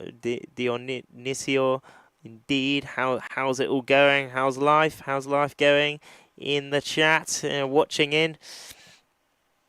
And we've got this. He is the rider who was over France. 8:30 was unfortunately over that start. That is Lucas. Lucas, yeah, France 8:30, I think so. Yeah, Lucas was over the start, unfortunately. Just pushing a little too hard, if I'm right. I did remember him. He started up that top end, right next to the committee boat, which left him no room for error. If he was over the start, we were going to see it. Unfortunately, he's now binned out of that start. But we're going to be rerunning this start extremely quickly, coming up very soon for this for the heat 2 indeed, heat 2 coming up for the men's gold. When the under 17 will be after these guys. That is the plan so far. I mean, plans can change throughout the day, but we will have some under 17 action hopefully coming up. I'm not too sure if things have changed, but hopefully we're gonna hope so. We're gonna hope so soon. Anyway, I hope so. We all hope so. Soon, yeah, indeed. Hopefully. I hope soon. I am really nervous. Victor, yeah, hopefully we'll get some. We'd all like to see it, which would be great. Holly, must have to do more finishes rather than pan off the winner. Yeah, fair enough. Yeah, we're seeing it all together. Yeah, we're seeing it all together. KBN, Angel. KBN, indeed, Angel is going well. He's going well. The Spanish rider is going really well. Angelito de mi vida. Angelito is my life. I got that one. Go Angel. We've got some Angel or Angel? Angel, maybe. Angel. Got some big supporters in the house, which is great to see. Great to see some great supporters of the iQFOiL Youth and Junior World Championships here. And then we've also got Davis Mazzei. Davis Mazzei supporter in the house as well. How's Davis doing? Davis Mazzei's doing. He did come into today in that 5th place, which is a very, very good position to be in. Remember, it's the top 10. Top 10 really matters today. Whoever is inside that top 10 at the end of today has a spot in the medal races tomorrow. And the medal races, it's going to be epic, as anybody inside that top 10 does have a shot at getting the world title. It's going to be epic. Vamos, 9, Angel. We've got some more supporters in the house. Go on. Vamos, Angel. When is under 17? Hopefully we get some more action of the under 17 soon. Hopefully soon, which will be cool. La cuenta, por favor. Indeed, la cuenta. Vamos. Vamos, Angel Medina. Lo vas a lograr. Indeed. Vamos. Vamos, Freddy. Vamos, Freddy, indeed. Freddy, he did take the win in the last race we saw, actually. And going into this last 30 seconds, last 35 seconds of the start coming in for this rerun of the start. This will be indeed the heat number 2 for the under 19 gold. Ooh, Ricardo down that bottom end. Portugal 18, really being very keen. Sticking out from the pack there. Also Jacopo in this race at the minute. Italy 3-4-5. Czech 2-2-8. We got that in there. All clear, I heard. All clear indeed, which is great to hear. We got epic race coming up. We've got Vidar, Sweden 28 in amongst of it there. Looks like he's maybe had a really good start and pushing out from the crowd there. Oh, but look at the speed of Leonardo Tomasini, our current. He's in 2nd place overall coming into day number 5. Look at his speed. He's just got it on lock. Right behind Vidar now, though. Vidar, ooh, interesting. He's out of that back strap. Look at his feet compared to Leo there. Very interesting stuff. But Leo, oh, look at that. Leo, what a move from there. He's got the speed, hasn't he? He's just made that look easy. Absolutely pippy easy. Cool, blimey, as he takes the lead in this race so far. Vidar, Sweden, 28. Closely behind him, though. Remember, anything can happen. We saw Robin Zelli in the race before. Around that top marker, maybe in the middle of the fleet, but then taking the second place overall. Remember, anything can happen. Leo just looking behind him, analysing where the best place to go, how he's going to defend this lead so far in this race. But closely behind, we did see Vidar Nistrom, I'm pretty sure. Vidar Nistrom in that second place position. Look like he's currently keeping it.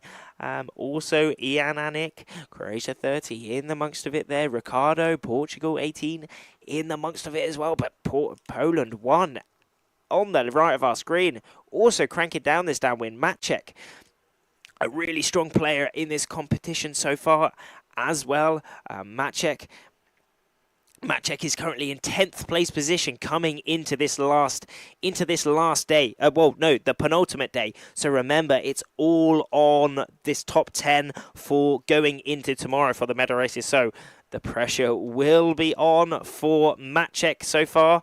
But as we go to Leo Tomasini in this, leading this race at the minute. Jibing doesn't another expert jibe, but it certainly has picked up a bit. The wind has definitely picked up. Ooh, maybe someone... no. It is still Leo. There is that mark. Leo is currently leading this race by a nice little bit, followed by Vidar. Vidar in that second place as well. Sweden coming through expertly. Awesome done. Great to see Vidar coming through in this race at the minute. This is that slalom course. They are currently on their last reach. This is the last reach. If we look at that diagram, they're on that last little leg towards the finish now as the rest of that pack go through that bottom downwind mark. But Leo Tomasini just coming through, just cruising through, having an expert race so far. Really cruising through. Just Leo again. He is wearing that blue bib. He came in today, number 5, the penultimate day, in second place. And then Vidar getting a second in this race. He came into day number 5 in 39th place. So a bit further down, but for sure, there's 139 entrants in this race. So it's still an amazing place to be in. And picking up a second in this race is also absolutely amazing. Ricardo also in there. Maciek in there. España 3-4-8 also in there. That is Luca Casas, as the rest of the fleet do come towards the finish now, as this heat number 2 gold complete their 3rd slalom race of the day. As we go to these replays, there is that start again, extremely close start down that top end. Ricardo getting a great start, and also España 7. Antonio down this bottom end. We have got some Antonio supporters. There was that move from Leo though. What a move. He just came over everyone, didn't he? He did go over everyone and just take the lead early on in that race after that first mark, and just showed that he really does have the potential to be a world champion here in the 2023 Youth and Junior iQFOiL World Championships. Go back to the comments. Victor, the speaker is boss. Oh, Victor, thank you so much, man. Victor Fernandez, legend. Oh, Victor, how's it going, man? You're good. Thank you so much. Yeah, I'm enjoying this just as much as hopefully you are all enjoying this. It's so sick to watch all these races, these under 19 and under 17 athletes race it out to where there is a world title on the line, you know. It's so cool and so exciting. Absolutely exciting. Bye, Freddie, bye. He's won a couple races today. He's won multiple races today, and he's doing it extremely well as well. Freddie from Sardinia, Cagliari, we Eniola, indeed, Matteo, vamos, we Rose, Skivi, Ancha, Enrico but I've read it. I've read it. There we are. There we are. Go Vidar. Go Vidar. He got a second in the last race, but we are now go Vidar as well. That's great racing from him as we going to this heat number 3 for the gold. We do have them all slowing up. Around 10 seconds to go now. Oh, all bunching up that top end, which is very interesting. No one deciding to go down that wall. Well, no one deciding to go down the very bottom end. Oh, actually, Espana 397 deciding. Ramon Vilonga opting to go down that bottom end with a very good start, really pumping out, trying to squeeze out Espana 52, his teammate. That is Alvaro. Also down this bottom end, 187. That is also Valentino. Down this bottom end as we have a look at Alvaro indeed, 397. Down this bottom end, Ramon having a great start, and almost they have even maybe pulled away, but from that top end, Stas Poland 77 rocking that red bib. He came in today in 3rd place overall for the under-19 men. Oh, great maneuver from there, snatching the second off of Ramon there. But it looks as if Alvaro still having a lead in this race so far. Having a lead and still pumping through. Alvaro. It's Bonnie? No, Alvaro. It looks like they've got the same helmet. Helmet. They're all wearing helmets. Here at the iQFOiL, at the iQFOiL competitions, we do wear helmets, and there's a bit of mixing around with the helmets. Oh no, it is Bonnie. It is Bonnie indeed. Oh, it looks like Bonnie has even taken the lead from. Oh yeah, he certainly has. Go on. Yeah, what I was talking about. Oh, one sec.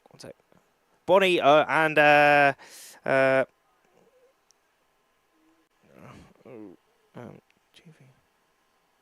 switching off.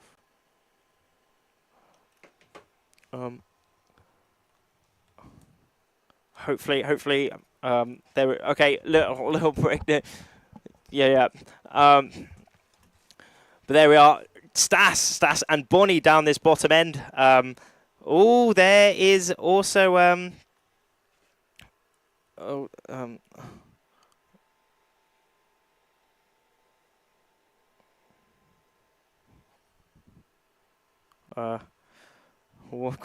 got 10 seconds left. But Stas taking the lead currently in this race so far. Bonnie, and then also Ramon in that 3rd place position. Oh, okay,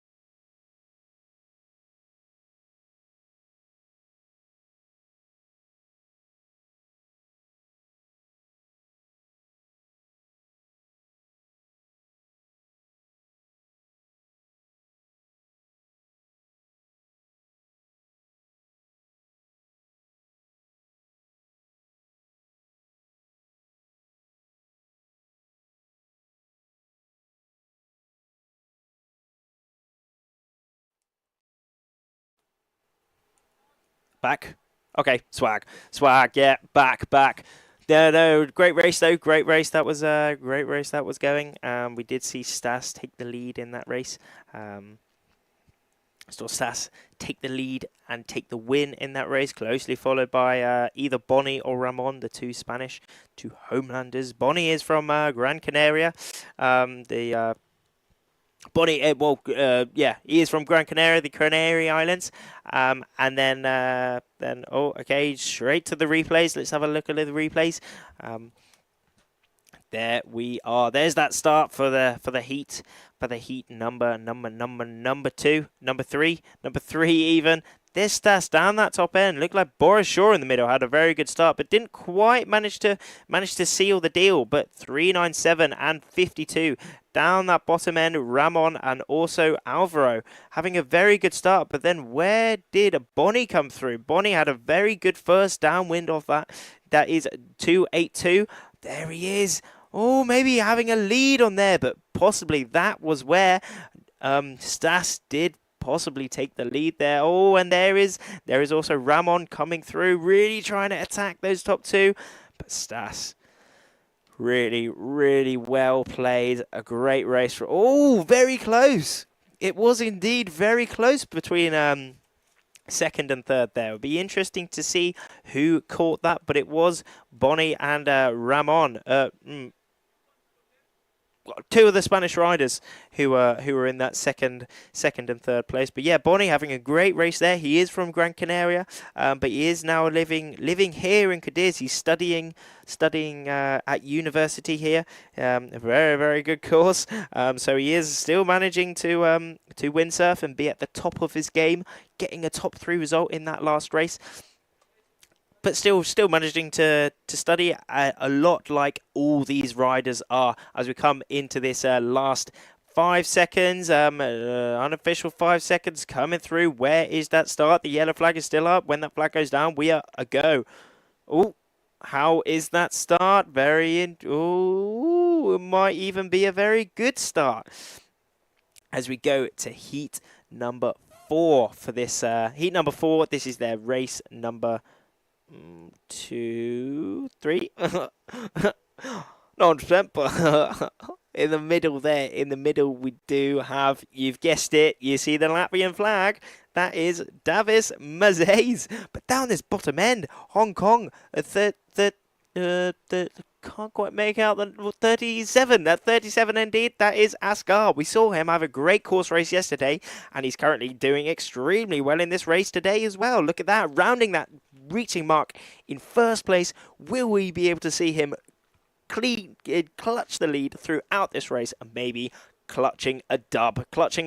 Can we get maybe some good luck to Asghar from Hong Kong? Do we have any Hong Kong supporters, Asghar supporters in the house? Hopefully we do, as he jibes off. But who's? Oh, I couldn't quite make out the arrest, but all deciding to jibe off now. Davis having a little lead on Asghar now. Poland 30 also in there. Poland 30, that is Igor Lewinsky.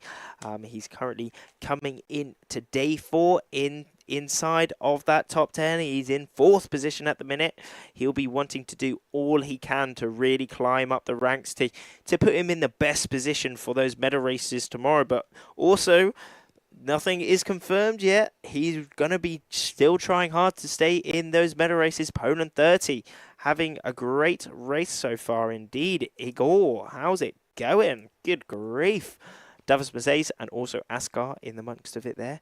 But let's see who brings it out. Is that Poland 30 down that end, jibing now? Oh, a little touchdown. It's light out there. We did see a little bit earlier a wind reading. It's still under 10 knots out there, and it's gusty as well. So not only is it extremely light, it's also extremely gusty, which proves some really tricky conditions out there. But Igor Lewinsky in the lead in this race so far, closely followed by Davis Mazeis in the board shorts, grooving out. I'd like to see the design of the board shorts close up. Hopefully it's a bit of swag on there. I'm sure it is. Davis is a pretty, he's chill like that. He is chill like that. And then in first place, but Igor Lewinsky rounding that last place, that last boy in first position. Age 16. Remember, he's still under 17. He has a lot of time left in this under 19 class, and he has done it with style. Hands off on the last reach. Woohoo! Little salute. I'll salute to you too. Let's all salute to do a little virtual salute to Igor. There we are. But then Davis Mazeis in that second place position. France 970 also in that. Titouan Pascal, that is in that third place position as they all come towards the line. Italy 830 also in amongst of it there. That is Mattia, who won a race before, under 15 years of age as well. but all coming through the line now. Ooh, that was a big little battle there as the rest of the pack come towards the line. I mean, we can really see all the way towards the finish. No matter what position you were in, you were trying extremely hard to get every little point as possible as we go to the replays of that race that we just witnessed. What you can see on the water, it does look quite windy, but that's only because it's wavy. Like, it's not windy, it's under 10 knots still, but it's really tricky conditions as it's wavy and also gusty. Asghar down that bottom end, cruising out a really upright sail actually, which really catches a load of wind as he rounds that in first place, but unfortunately losing out a little bit just to Igor, rounding that last mark in first place and clutching the dub. Congrats to Igor, epic stuff. Grooving out, hands off. He is just loving it, which is so sick to see. Little salute. We salute to you, Igor. Well done, lad. That was epic. And then Davis Mazay's in that second place position. Can't quite remember who was in third, but another sick race. As we go back into race, another round, yet another round for the boys, the under 19 gold men's boys. Let's have another little look at the comments. My pretty. Indeed. Go Vidar. Danielle Ziv, go Vidar. He's had a sick race in the last one. Forza Freddy. Vi, die. Vamos Bonnie. He had a great last race indeed. He was in that top 3, which was great to see. Supporting Medina's brothers from Malaga. Awesome stuff. We got some Medina's brothers supporters in the house. Great to hear from you, Ignamendi21. Let's go, vamos, Antonio Medina. Mucha suerte, primo. Indeed. Got some more supporters in the house. Bueno, Japo. Indeed, as we're coming up to the last few seconds, several seconds. Remember, that time is not official, but we are coming very close to the end of this start. Oh, again, bunching up towards that top end, which is very interesting to see yet again. Oh, is it a good start? I think it could be indeed, but Germany 91 Menor having a great start down that bottom end, really putting in some mega pumping stints there. 173. Skip. How's it going, mate? Skip having a great start down that bottom end. Doing extreme. Oh, they're jibing out. Oh, Skip, please don't be over. Please don't be over, Skip. I mean, Skip did have a really good start down that bottom end. We're rooting for Skip. Let's have a look. Skip really going for it. 173. Oh, Skip, I really hope... Well, I hope no one's over, but, I mean, someone was over. Oh, I'm not going to say anything because nothing is confirmed, but I think a few, maybe Menor as well. Oh, but we'll get some confirmation in a sec. What are your bets? Who do you think was over in that start? We'll see it. We did see a big ballsy move from Skip down that bottom end, though. We saw a lot of the riders starting at that top end, and Skip was the go hard or go home. He did go down that bottom end, and I mean we'll see if he was a little bit too eager on that start. But we'll see in a sec. Let's go back to some of the comments. How's everyone doing? From El Palo supporting Spanish crew. Indeed, Victor Fernandez, great to hear from you. There's a lot of Spanish here in this competition, as it's in Cadiz. It's a great location, and we've got a great Spanish team here doing extremely well, which is epic to see. Chehit Freddy, Freddy's doing well. Freddy Poloni, if that's who you're talking about. He's currently leading. He's won some races today, so I'm sure we will have some more good races from Freddy there. Bye, Leo. Leo is doing exceptionally well as well. We're seeing some great racing from him. It's a really well thought through racing, and he does have the speed. He has the speed. He's just cruising out there, absolutely just going over everyone else, which is sick. Ignacio, vamos, Vergabicho, indeed. Vamos, mi Leon de la Lola, indeed, vamos. Agree. Nice, Ricardo. Portugal 18, good start. He did had a very good start. Ricardo in one of the races before, didn't he? He started from the middle and right out from the pack. He has won. We definitely won one of those starts. Got the best start, and it's something that's been really good to see. Ricardo's had some really good starts today. If we can remember back rightly, he's stuck out from the pack. He's really gone for it, and it's put him in some really good positions so far. Pilar, how's it going? You're good. You bit jealous on the old racing here. It looks sick, doesn't it? But hopefully you get some senior action soon. España 7, vamos. Antonio, indeed, vamos. Antonio's doing well. We've got a lot of Antonio supporters in the house, which is epic to hear.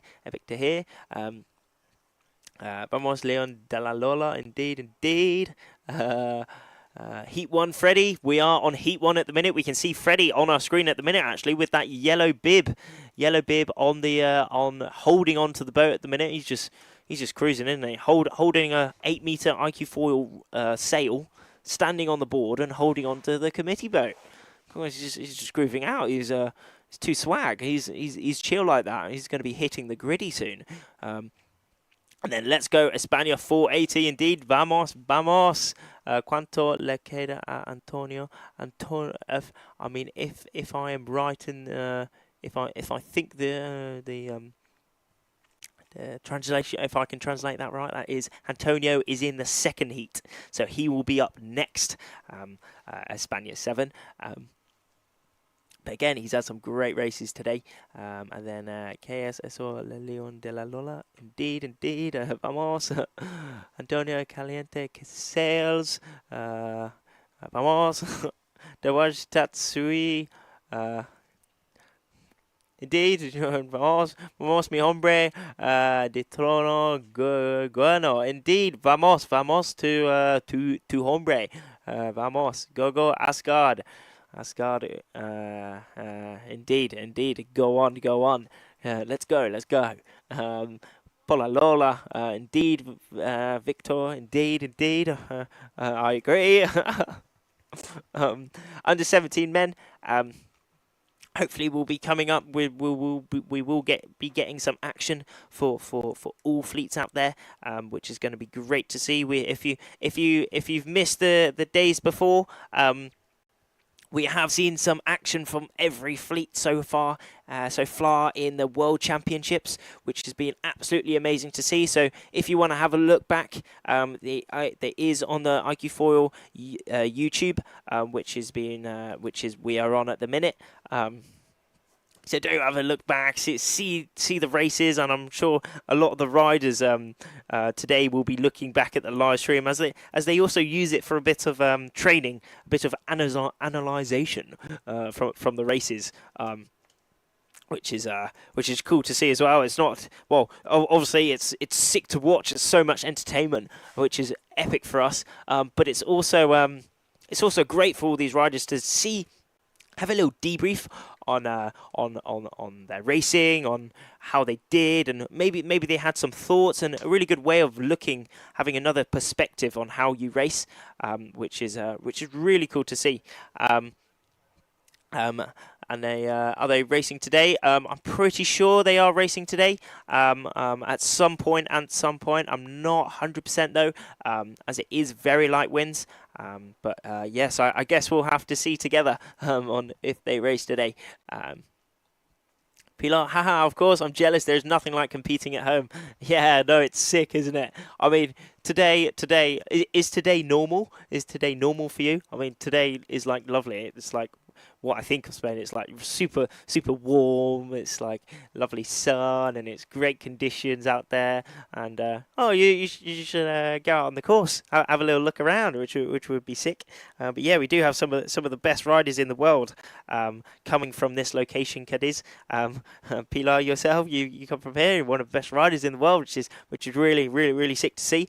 So this is really one of a world-renowned location for windsurfing, which is sick. Danielle, good weather, yeah, it's like actually lovely weather now, Danielle. It's lovely. I mean, it's as we said, previous days it hasn't quite been. Well, again, it's opinion, but lovely is subjective. I don't think many people would call it lovely, as it's been a bit grey, it's a bit rainy, but today has really pulled it all out. Cadiz has gifted us an absolutely amazing day for the penultimate day here at the 2023 iQFOiL Youth and Junior World Championships. Which is just dreamy. It's absolutely dreamy. You know, the sun is shining. It's super warm. We're seeing a lot of these riders, just cruising out, swagging out in board shorts. Board shorts alone. We did see Davis Mazes, some of the supporters there. Davis is rocking the board shorts and even some shades. I mean, he's full swag mode. Probably, I'm sure there's a he will. Mo, what do you think is number one priority for Davis with the shades on? Do you think it will be so he can see like the water better and reduce the glare, or just pure swag? I think I'm going to go for pure swag, because he's just swagging out. It's sick. He is like looking groovy, absolutely groovy, which is sick. But yeah, going back to the yeah, there was a crash as on that top side, if you saw it or not. But unfortunately, they will have a bit of a reduced start. Hopefully, they pump back straight back up onto the foil and see if they can still have a good start. But it's really light out there, and you can see the gust. I mean, look how big it is. Look at these huge rolling waves, even, and it's oh, look at that! Skip down that bottom end again. Netherlands 173. How will Skip do in this race? We're going to find out. He is deciding to have another go down that bottom end. What's coming up? We're hearing some audio as well, which is great to hear. Who will get the best? Oh, Skip down that bottom end. All clear. I did hear an all clear, and that is David Durda Double D, maybe having the best start, just getting a little lead on Freddie Poloni in that yellow bib just to the left of him. But remember, Skip down that bottom end. Hopefully he had a very good start. Hopefully he won't get rolled by the rest. But Skip on the left of our screen, Netherlands 173, putting in some great pumps. What a start from Skip there, putting him in third place position. But Freddie pumping extremely hard, trying to overtake Double D, but Double D seeing that and putting in some pumps as well, closing off that gap. Double D's just saying to Freddie, yeah, nah, mate, you're not coming in here. And he's done an epic job of it as David Durda Double D taking the lead in this heat number 1 for the Gold Fleet. And it's coming through. It's still very light. The top 2 riders here at the minute. Double D in that first place position at the minute. Closely followed by Freddie Poloni, though, in that yellow bib. David Durda just cruising out. Freddie jibing off, and maybe that is a good tactic from Double D as well, just following him. So hopefully he can seal that lead in this race so far. Oh, what a shot though! The top 2 in this race at the minute, cruising out. We got all the riders in the background though, just waiting for these waiting for their race to happen. You know, we do have one race going on at the we have one race going on at one time at the minute, as the course is the same for every single rider, and also it is the downwind slalom format course. So that means it's pure reaching and downwind. No upwinds are in this course, so it's all about speed. It's all about your angle downwind, and it's all about keeping the flow on that foil, keeping the power in that sail. As it's really light at the minute, it's under 10 knots. It might look like it's quite windy, but it's really not. You know, it's under 10 knots, but it's really big waves. As David Durdo surfing a wave at the minute, he's pumping, but maybe Freddie is taking the lead off Double D there. Oh, cool, blimey, Freddie taking the lead again. Oh, he's pumping up onto that wave. Will he be able to surf that wave? There is that shot of the top two at the minute on the screen, cruising around. Oh, Double D just losing a bit of room there to Freddie. Freddie cranking round down that bottom mark. He is taking the lead off Double D there. But again, Double D having a very good race so far, currently in that second place. Double D came into today in 9th place position. As Freddie goes, how is this drive? Is it safe? Is it safe? It is indeed safe. It is indeed safe. But yeah, Double D, who's currently in that second place position, he did come into day 5, the penultimate day today, in 9th position. So it's pressure on for Double D. It is pressure on because remember, tomorrow is the medal races. The fist up for Freddie. He is happy. Oh God, we can't quite hear. Well, we might even be able to hear him from the beach here. He was shouting in joyfulness, winning that race, and Double D taking the second place. Hopefully he will be able to stay inside that top 10 for those medal races tomorrow. And then coming across in 3rd place is not 100%, but coming across now, and then the top 5 coming through now. But where is Skip? Remember, Skip down that bottom end, Netherlands 173. Down that bottom end. How is Skip done in this race? Skip's one of maybe you could say one of the lighter riders. I'm pretty sure he's still under 17 even, maybe, if I'm correct, as we go back to some replays. But Double D in the middle there, maybe winning that start, I think. But remember, Skip down that bottom end. There he is. Go on, Skip, putting in some big pumps to really try and have a great start there. And there is Double D, currently in the lead, but there was the point where Freddie jibed out, and that maybe was the good thing to do, or maybe he just pumped to the absolute max, putting in his last jibe downwind. Jibing a bit, whoa, he jibed earlier than Double D, so he will be crossing Double D here, and he took the lead from Double D, taking the lead, and then took it all the way towards the finish. Punching, shouting. What do you think he's shouting? I think he's shouting, yes, or like, see, or like Cristiano, sui, you know? Put it in the comments, what do you think he was shouting? There we are, coming up to next start. Let's have another look, the comments. Bruno, how's it going, man? How's it? He's a former racer in the iQFOiL. Hope everything's going good. I mean, we've got a lot of IQ races here. Still looking in, watching the action. It's great to hear from you, Maria. iQFOiL organised. Yeah, well, hopefully, I mean, we're seeing here we've got some under 17 sales here now getting ready for their racing coming up. So hopefully we might be able to see some of their racing, which will be really great to see.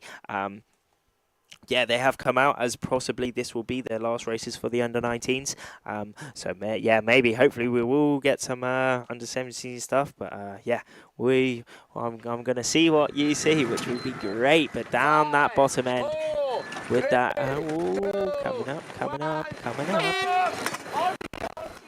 All clear start we did here down that bottom end. Ian, Anik, and also Antonio. Antonio, we've got some Antonio supporters in the house. He's had a very good start. He's on the middle of our screen at the minute, cruising out, but down that at that top end as well. That is indeed Luca Casas has a great start, but Poland 1 coming through. Maciek starting down that bottom end and having a very, very good start, but maybe Antonio's just dropped back a little bit, but hopefully he will still stay in some hopefully clean air and come out rounding this mark in a good place position.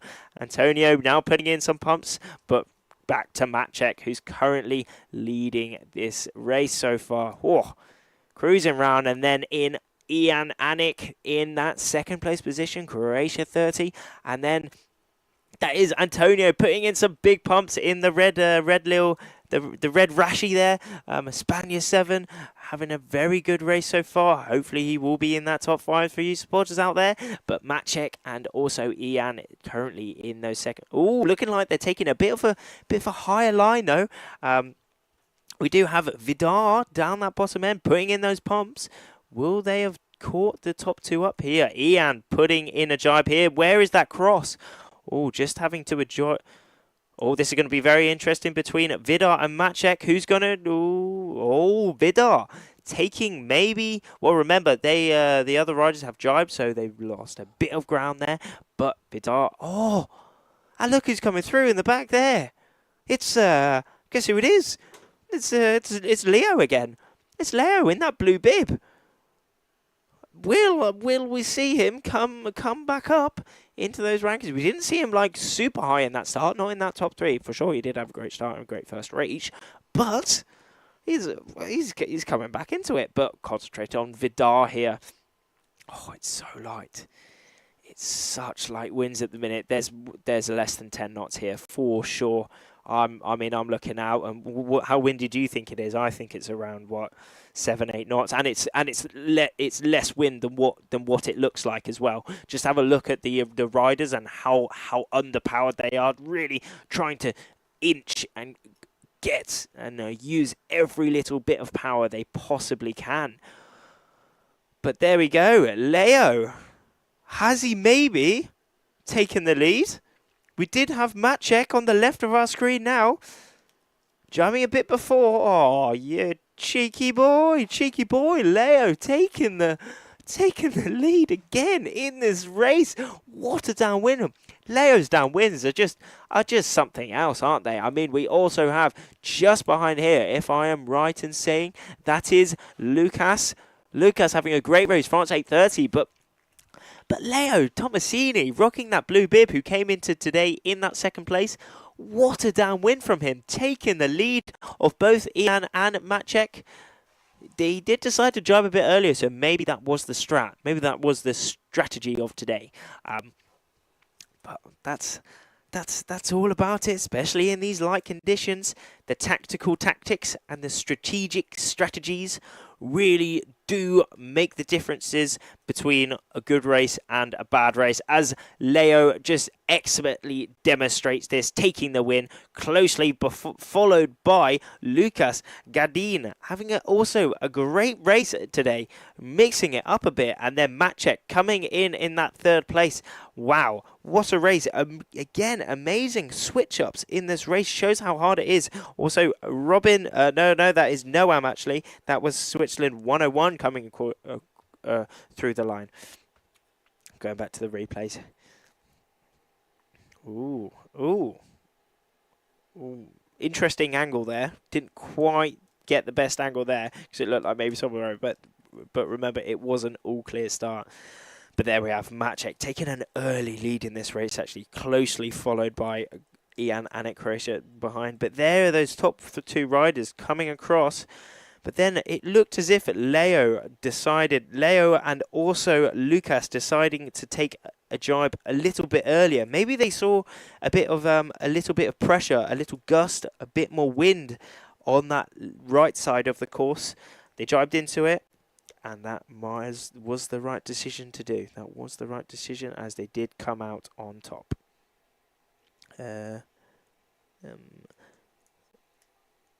Jonathan Epstein, don't see the Israelis. Did they stay home due to the trouble there? I'm not 100% sure. We don't see many of them here.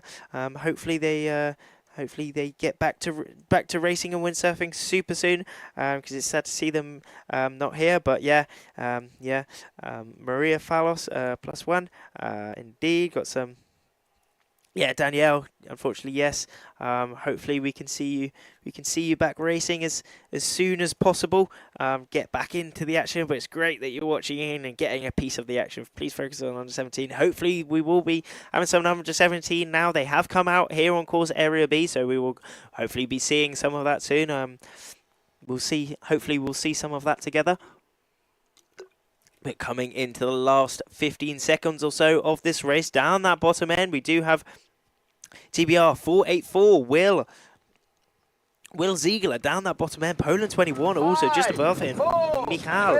Poland 44 in the monks of it there. Conrad.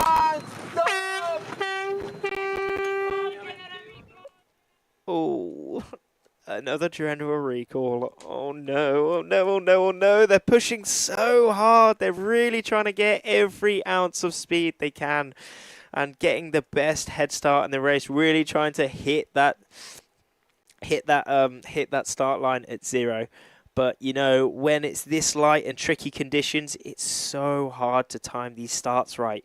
And it is really showed here. I mean, these races, these iQFOiL Youth and Junior races are really at the top of their game. So this is world-class stuff. This really is world-class stuff. But even at this point, things can happen. People can be over the start just from pushing a little bit too hard. Did look like Poland 21 maybe being a bit eager there, but we will get confirmation. Poland 21 anyway getting a great start, but maybe was it over the start? But we'll get confirmation very, very soon. But this is the Heat 3. Heat 3 for the Under-19 men's gold fleet here on the penultimate day of the iQFOiL Youth and Junior World Championships of 2023. God, it's brightened up now, isn't it? It is really brightened up now, and it's beautiful. It's lovely conditions out there. Absolutely splendid. It's sublime, absolutely sublime. It's proper south of Spain now. We've got the wind blowing. It's a nice and pleasant wind. However light it is, it's nice and pleasant. We've got the sun. We've got the sun going, and it's just absolutely dreamy. Oh hey, how's it going? How's it going, lads? On the screen. But yeah, no, I mean we're a bit with the I'm inside at the minute. In the van commentating, which is great to be. But I'm watching the screen all with you guys. I mean, as we see on the screen there, we've got a little general recall, another little general recall. But it's we've had again some more epic racing today, which has just been absolutely sick. Plan, well, I'm pretty sure the plan will be this is the last round for the Under-19 gold men, but we've had some absolutely epic stuff. It's been light though. It has been very light. Under 10 knots. Oh, brightening up a bit. Hey, there we are. It's brightened up a bit throughout the day. The winds, the wind at some point we did see it pick up just for like maybe like 5-10 minutes or so, maybe to a little bit above 10 knots. But now it's certainly dropped to below 10 knots now. But these riders, I mean, they're so skilled. They're so skilled. They can pump this equipment. They can use this equipment so perfectly that they can foil it in such light winds. The limits that we are finding now is around 6 knots, 6-7 knots that they are hydrofoiling in. I mean, for most people, that's 5 to 6 knots, 5, 6, 7 knots. You look outside and it's like there's no wind. So. It feels like there's no wind if you go outside and feel it's like, oh, yeah, there's no wind. But these guys really can race in it. I mean, we're looking here. It is super minimal conditions. But they're still racing, still doing some slalom racing, getting it underway at this World Championships of 2023. But it's big. I mean, I'm just looking out of the van now, and it's wavy. I mean, you're looking at the beach. It doesn't look like that wavy there, but there's some fairly fruity waves out there. There certainly is, which is very interesting considering there's such light winds. But it's open sea here, right at the south of Spain. It's great. I mean, but it's lumpy out there, which adds another element that these riders have to like think about. There's so many, again, like there's so many things to think about. It's not just like some people may think, oh, just go fast, like super fast. Obviously, going super fast and having good angles upwind is really important. However, it's not the only thing they have to think about. It's strategic strategies and tactical tactics. and we're going to go to an interview with Maria. Maria. Okay, we're about to start racing for under 17. What is your plan for today? Races. I'm super happy about the conditions, so I hope that it will be my day and hope to do my best. Awesome. You're in Heat 3. Who's your main competitor? Actually, there's a lot of Polish sailors. We are good in slaloms because we have this kind of conditions all the time in Poland. So I think Polish will be strong today. Awesome. Okay, good luck out there. Thank you.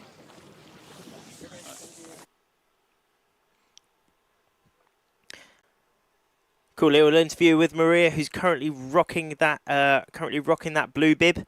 That does mean that she is in second place overall. Let's have a look at those rankings. But it is Media in currently leading the under-17 women. But in the second place, it's not quite correct, Carola. It is Maria, who we just talked to from Poland. Maria, well, should be in. Well, she is in. Well, she was rocking that blue bib. So she. So it's the. This is the ranking from yesterday, apparently. So. Okay. Yeah, ranking from yesterday. First is Media. Second, not too sure is second. As Carol is in the other one, but Maria is currently with that blue bib, meaning that she is in that second place position, which is pretty epic. Pretty epic. Hopefully she will be keeping held onto that second place, top 3 place into the medal races tomorrow. But yeah, we're gonna see it. We're gonna see it. But we do have one of the last under-19 men's gold races coming up, which is gonna be pretty sick.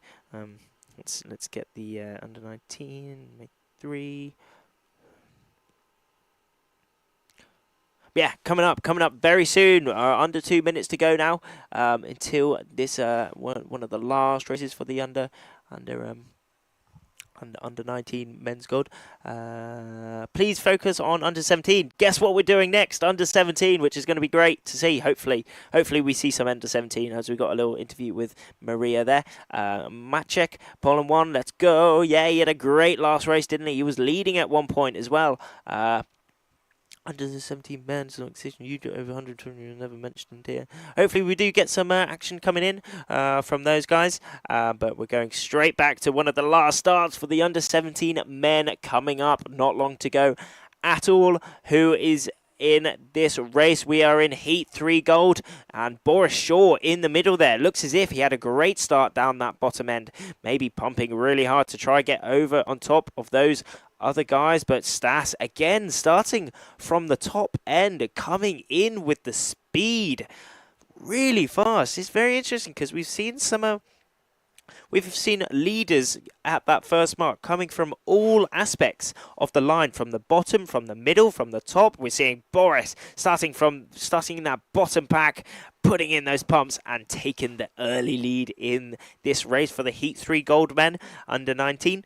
And Stas coming through with the speed yet again with some mega speed. Poland 777, Italy 888 also in there for Francesco Ferrari, as Boris Shaw taking the lead in this race so far. Just behind him, Francesco. And then in that third place, we do have Stas, who came into today wearing that red bib, if I'm pretty sure. He is wearing that red bib indeed. He is in third place coming into day 5. But remember, anything can really change up. Anything can change up. So remember, the pressure is on for tomorrow. But Boris Shaw currently in the lead, actually. Francesco at second, and then, maybe Stas has dropped down a little bit. Maybe he hasn't gone quite the right way. We did see in previous races, the people who jibed earlier, maybe have come out on top in the races. We did see this group on the right jibing out earlier, but Boris Shaw currently leading this race so far. Boris Shaw came into today inside of that top 10. He came inside of he came today in 8th position, so for sure he'll be really wanting to cling on to that top 10, ready for those medal races tomorrow. Francesco in there, but in comes Poland 44. In comes Poland 44. In that, what was it? 3rd place, was it? Poland 44 coming into that 3rd place. But we're going to see at this bottom mark who's coming through. That is Conrad, but Boris Shaw currently in that 1st place, sealing the deal at the minute. Francesco in that 2nd place. But Boris Shaw still putting in some pumps. The big dude, the big beast. Boris Shaw grabbing onto that uphill straight away, really trying to keep that sail as upright as possible. What does the uphill do? The uphill, whoa, it's a bit of a different technique to some of the rest. You can hold onto that uphill as Boris goes into that last jibe. He's going to probably grab onto that uphill again. You can grab onto that uphill to get your weight further away from the kit, because if you think about it, your arms, you can only like extend out of the equipment as long as your arms are, so you're still holding onto it. But grabbing onto that uphill allows you to move your body weight further out from equipment, get a bit more leverage on the equipment, maybe a bit more power, and also allows you to get that sail more upright, as Boris expertly showed there, winning that race, one of their last races here on the penultimate day. Francesco rounding in 2nd place, and in 3rd that was Conrad, I think, I'm pretty sure, 379. Ramon also in there, and then finishing that top 5, that was Stas indeed, as the rest do come towards the end. Mendelenko also coming through, Ukraine 5. The rest coming through. Could that possibly have been Will or maybe Galahad as well? But all coming through that line. I'm pretty sure that is Valentino coming through. Going back to those highlights. It's interesting though, because Boris had a really good start. Maybe one of the best starts in this race. And he carried that all the way through towards the end.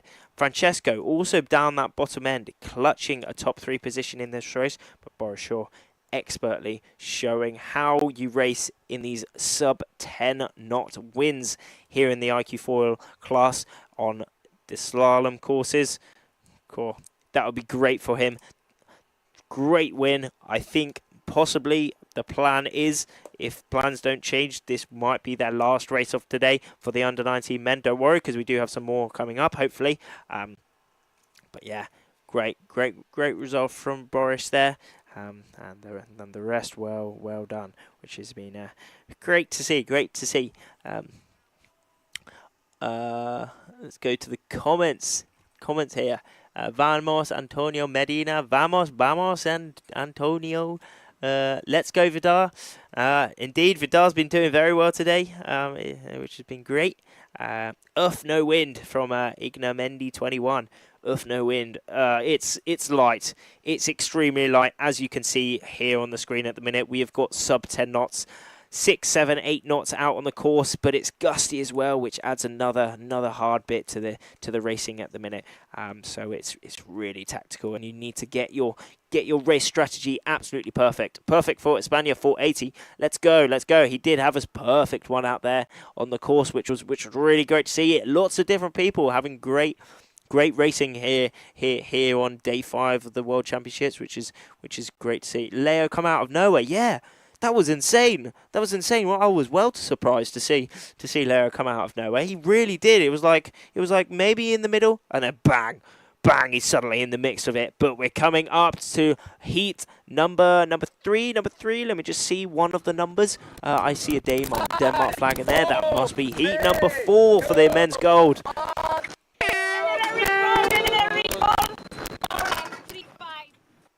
General recall. Down that bottom end again. Again, it's not nothing official, but down that bottom end, they did look a bit eager. They did look a bit fruity, really pushing very hard, and maybe, well, at least one of the riders were over the start, meaning that we do have a general recall. General recall means we have the start again. We do. There's that replay of the start. Oh, it looks lovely there, doesn't it? It's lovely and blue, and the red is going. Oh, some riders pulling out. Yeah, a fair few riders of pulling out of that start, which shows that a lot of them did realise that they were over the start line, but some just kept going. They really did just keep going. So some of them will be over that start. Emilio on the boat, he's put on his red jacket now. Maybe it's got a bit more chilly. He was wearing the t-shirt earlier. We did see him looking at the videos of the start. He will again be looking at the video just to see who's over. Remember, he's not playing. He's not gaming on the iPad. He is in fact working and looking at those starts to see who is over, and they will be black flagged and binned out of the race. But yeah, it's be interesting to see who is over in the start for this Heat 4 gold. Yeah, we'll see in a sec. We'll see in a sec.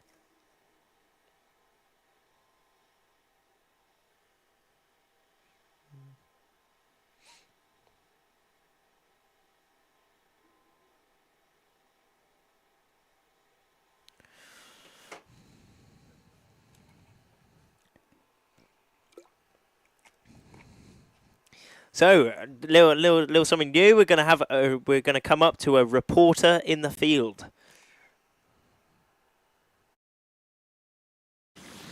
So welcome, we're here on Race Course Bravo, our live stream course. Right now we're working on the last start of the under-19 men gold, and the under-17 women or girls are now coming up on the course. We will start racing soon, so make sure to check it out.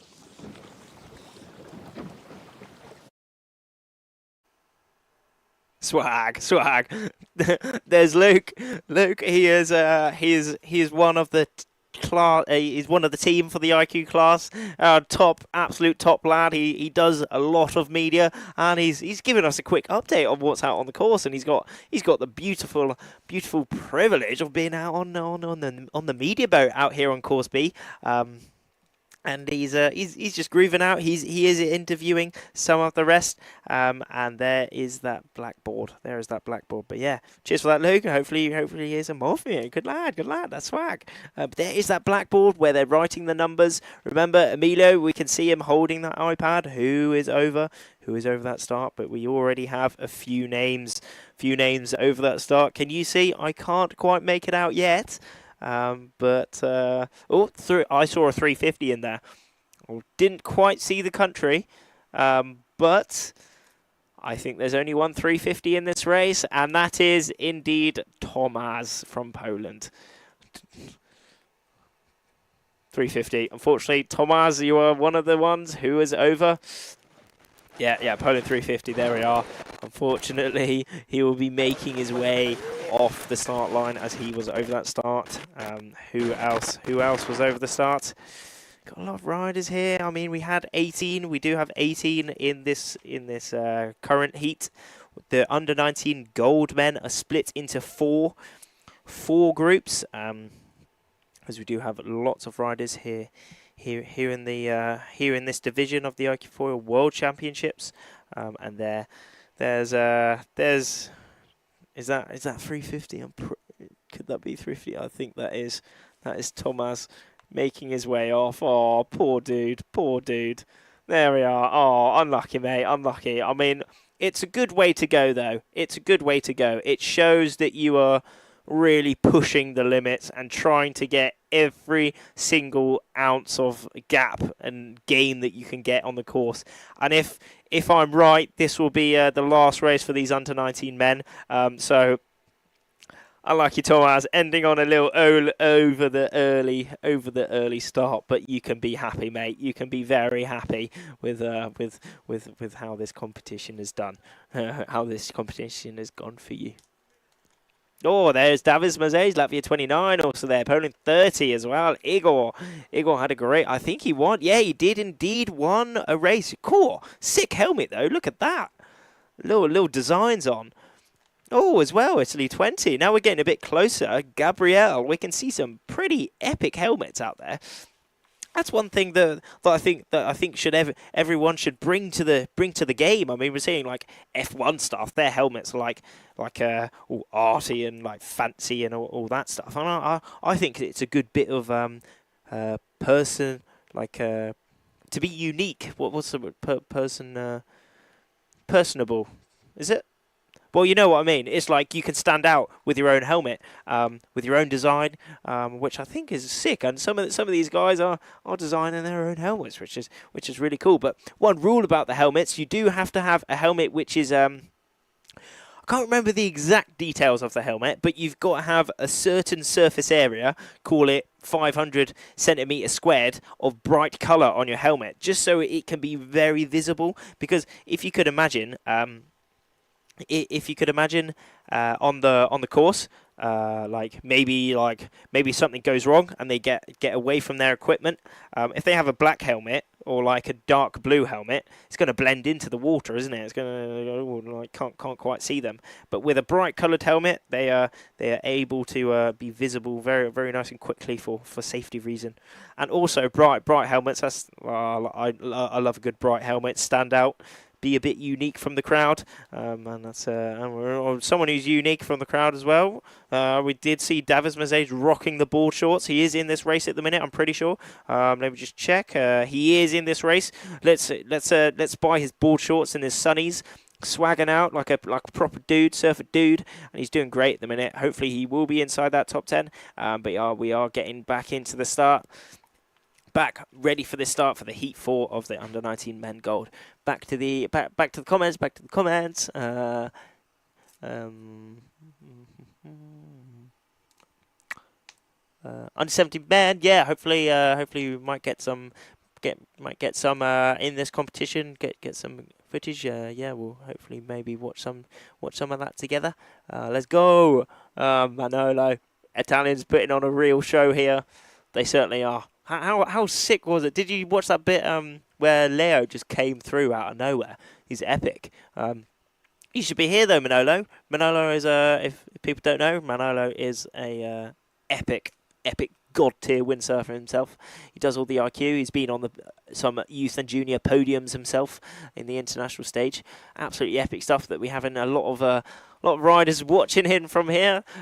Manolo, indeed, Manolo Modena, what a ledge. How's the Porsche going? How's the GT2? I want to go. Under 17 men, where are they? They're hopefully going to be coming up soon. We're going to watch some together. But yeah, going back into this Heat 4 for the Under-19 men. Under-19 men coming up, Under-19 Gold Fleet men coming up, the Heat 4 coming up with 18 riders, but remember some people were out of that start, so we're having a bit of a reduced number, but here we are coming up to the start, all slowing up, getting ready for the start, up that top end, España 393, we have Javier up that top end, and down that bottom end we do have Olaf. Oh, as soon as I said Olaf, I heard a general recall. If you heard a general recall too. Oh no, another general recall. Someone was over. We did see that down that bottom end. Maybe I shouldn't have said Olaf because that did make him go a bit fruity. See where that yellow flag goes down? Oh, down that bottom end. Nothing confirmed, but down that bottom end. Someone very keen. It could have been Olaf, but it's go hard or go home. It really is go hard or go home. And then I think it was either Gabriel or Mattia as well in the middle there, standing out a bit from the pack. But yeah, we're going to see who was over in that start very soon. We have some more riders out at this start. Because remember, this is the last. Well, if everything goes to plan, this will be the last start for the Under-19 Men Gold, and hopefully get some more racing after it. But it really is go hard or go home at the minute. There we are. They've already got it. Milo looking at that iPad, looking at who was over the start line, looking at the tablet. Let's say tablet might not be an iPad, might be a Samsung or one of those, but. Yeah, we're gonna see. Oh no, 147. Is that 147? one. Is it? I can't quite. Yeah, well, it's a 1-7. I can't see what's in the middle, so that must be 1-4-7. 1-1-1. Is it a 5 or? I think it's 4. I think it's a 4. So it's Olaf. Yeah, Olaf. Olaf, unfortunately, down that bottom end. Oh, he was over that start. Poor dude. Poor dude. Unfortunately, he will be out of that start, and towards he's going to make his way in. But there we are.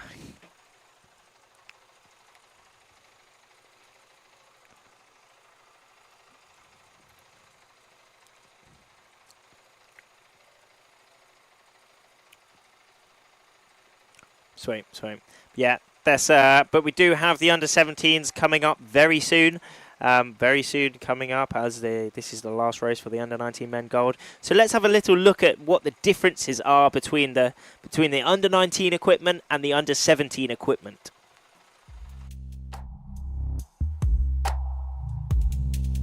So in the iQFOiL class, we have different divisions based on age groups. So there are under 15, under 17s and under 19s. So the reason why we have different equipments is because of the age and the size, of course, of the riders. So under 19s, that are the older ones, that are like already grown up, use bigger sails and 8 square meter sail, because otherwise they wouldn't manage to fly with light winds. For the under 17, we use smaller sails. Is basically like a 7 meter is the lighter sail we have got, but for younger ones there are also smaller sails that can be used, like 5 meters or 6 meters. That helps us also go in stronger winds, because an 8 meter like that will be too heavy for us in like 25 up knots. So in these sails we also have different luft panels. On the 7 meter we have a smaller luft funnel that is not getting full of water whenever the sails fall down. So it helps us that are younger sailors to get it up easier. In the 8 meter, the luft panel is bigger, so the sail is like more stable when going upwind, but it also gets full of water when the sail falls down. Some difference are like also in the cambers. So in this sail, that's the 7 meter, we have only 3 cambers that are these 3 ones. But in the 8 meters, we have like 4 cambers, but they're harder to turn whenever you change your side. So we couldn't have like them on the 7 meter. We have difference also in using boards and like foils. So for the under 19s, as they have a bigger sail, they have also a bigger front wing. So it's 900 front wing, and they have also a carbon mast. That's a bit different from our. It's a bit faster. For the back wing, that is this one, the fuselage and the board, we have the same things. For the under 17s, as I said, we have the same board, back wing and fuselage, but we have different front wing. We have a smaller front wing, that's an 800, and an aluminium mast. I think I can't wait for is going changing from one equipment to the other, so from the under 17 one to the under 19 one, because I can wait on trying the bigger sail and also the other mast and wing that the other guys are saying that is a lot better. So yeah, I just can't wait.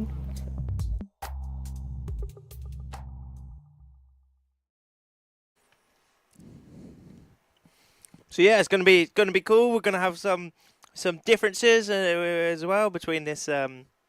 See the differences within the equipment, but then also within the racing. See how it differs.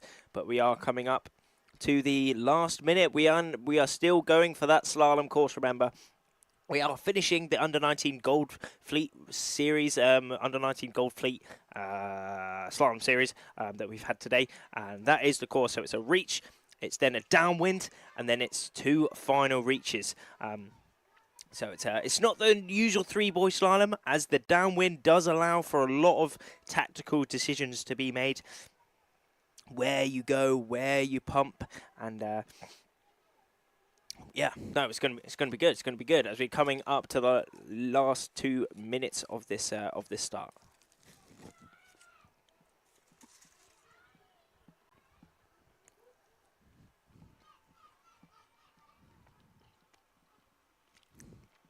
Have a little look at the old comments. under 17 men. Where are they? They're coming. Hopefully, they're coming. Hopefully. When will we see the under 19 girls racing? They were racing on the other course today. They were racing on Alpha course today, Danielle. We did see a lot of racing from the girls yesterday, which was great to see. But yeah, we're definitely gonna be seeing them tomorrow in the medal races. Girls had live streaming many times here. Boys under 17, not even once. Yeah, no, I'm not sure. I'm seeing what you guys are seeing.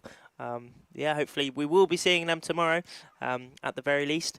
But yeah, we're going to in the last minute now.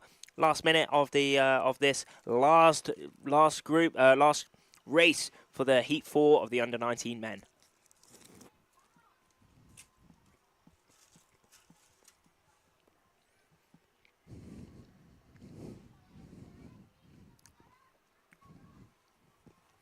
Coming soon, around 15 seconds to go.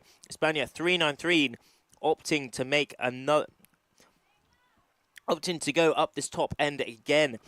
That is indeed 474 around there as well. That is Angel. We've got some supporters and Menno. Pretty sure. No, it's Lenny. It's 21. It's Lenny. Germany 21 having a great full power start there, really cranking round after that start, coming in with a lot of power, allowing himself to take over Angel and Javi. Was it Javi? I think so. But Italy 8:30 on the screen, cruising down Mattia. Remember, he did win one of the races today, and he's currently had maybe one of the best starts, and he's currently leading this race at the minute. Maybe he will be able to win yet another race today, and then that is also 37. That is indeed Asgar as well, having a great race so far, and Latvia 29. Davis Mazes grooving out with his board. Oh, some really, really nice pumping, and also some really nice board shots from Oscar Asgar there as well. Like the sea, almost like some blue and cool. Which do you think? Whose board shots do you think are better, Davis's or Asgar's? But that is Mattia currently leading this race. Oh, a little synchronized jibe from Asgar, and then also Mattia there. Davis opting to do a jibe a little later. We're going to see who will be arriving at that mark at the bottom.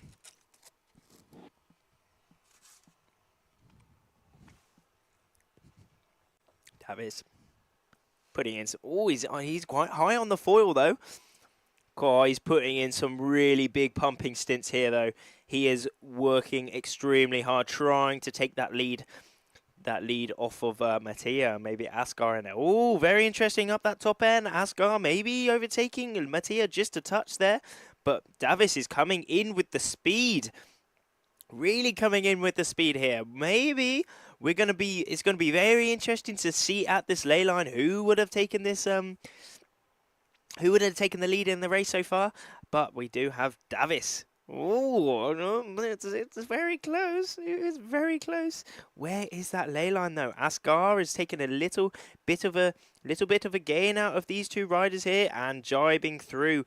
That was a very interesting tactical decision there. They were almost trusting that Asgar was on the right ley line there. Oh, really big pumping. This is extremely close at this bottom mark. Where will it? Oh, Davis extending a little bit on Mattia again. Where is that? Oh, another player coming through here. Is that Mattia? Oh, I can't quite see the numbers. Oh, it's France, actually. My bad. It is France. 7. Oh, it's extremely close, though, between both Davis and 7. I think that is Titouan. Titouan and Davis on their penultimate reach towards the finish. Where is that mark? It's all going to come down to this reach and mark. How are their jibes? Davis not leaving much room, but leaving a little gap that Titouan has taken it really taking that gap and really trying to overtake Davis, but Davis maybe taking a few board lengths out of Titouan there, just extending his lead just a touch, so he's a bit more comfortable. Screaming down, is that a scream down or is that that snort down? Hey, go on, he knows he's got it. Davis Mazes winning the last race for the under-19 men gold here today Amazing. Closely followed by Titouan. Titouan having another great race. Titouan Fasquelle, a super good race there. And then I'm pretty sure that is indeed Mattia and Asghar in amongst of it there as well. Top 4 coming through as the rest of the riders come through that finish line for the Heat 4 in the gold men. And there we are, grooving out, swagging out.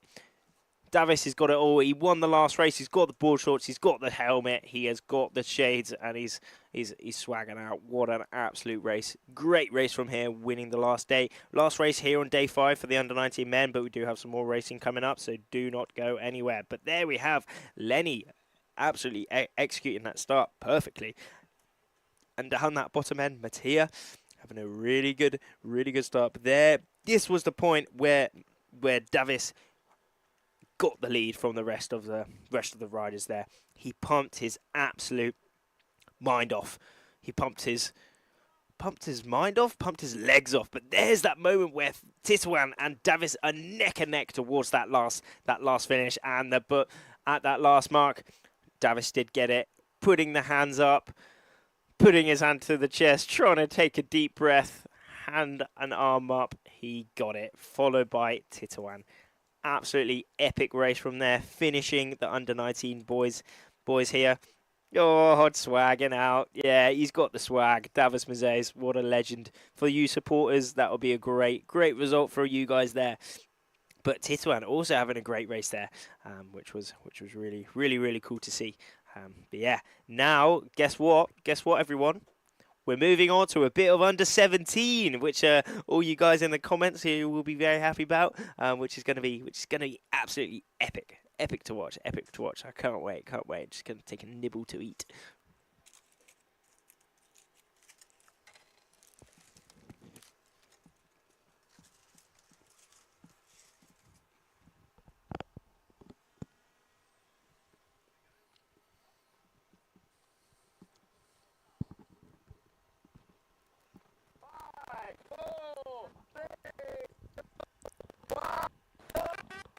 Ooh, that was the start. That was the first start for the under-17. However, only one foiler, one iQFOiler is flying. So currently they're winning. I mean, what a race. What an absolutely epic start from this racer in the middle, being the only person to fly. Oh, that's just sick, isn't it? Who is this? Who is this? I can't see. Check. What a start there. It just shows she is really pumping extremely. I think this might be Alexandra. Yeah, 87. So that is Alexandra. What a start from now. I mean, you can see how light it is. It's under 10 knots. Alexander lodging over. 15 years of age. 3 medal races done. 5th is the best result overall. So again, she is at the height of her game at this World Championships. And it shows she managed to get foiling in almost 0 wind.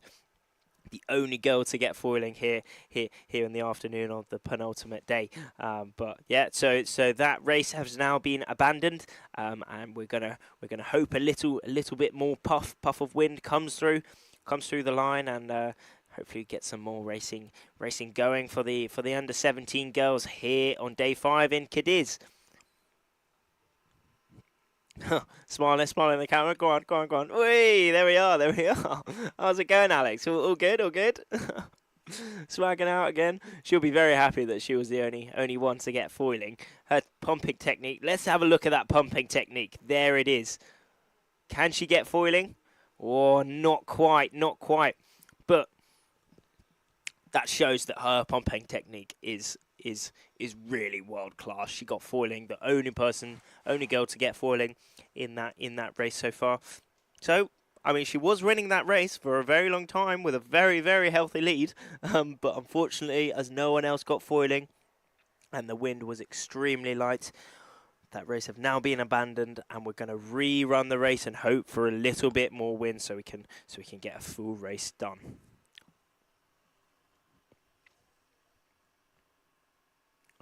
Girls had live streaming many times here, boys, under 17 not once. Yeah, hopefully we do get some. We get some soon. It's gonna be really sick to watch. I mean, definitely tune in tomorrow as well because we're gonna have all fleets for sure racing. For sure racing tomorrow. But yeah, no, hopefully, yeah, hopefully we can all see some together, which will be cool. Because it's less interesting. It's sick. Yeah, everything all good, all good. I'm saying men, please. Yeah. We'll be seeing some hopefully soon. Hopefully we can see some together, which will be great. I'm seeing what you're seeing, so it's really cool. It's really cool. Davis, yes, let's go. Davis, indeed, let's go, Davis. Swagging out in his glasses, in his ball shorts, in his helmet, just winning that last race. Amazing stuff. And then Titouan as well, having a very good last race here in the penultimate day. But that really is important for all these riders here on the penultimate day, because it's pressure on. Everything is on the pressure for those meta races tomorrow. It's only the top 10 that race tomorrow. So, and if you're inside that top 10, you have a shot at getting the world title, which is going to be absolutely sick. Which is going to be epic to watch. But there is Alex still foiling out, just grooving out. Let's have a let's get out the popcorn and watch Alex just iQFOiL foil over in almost 0 knots expertly.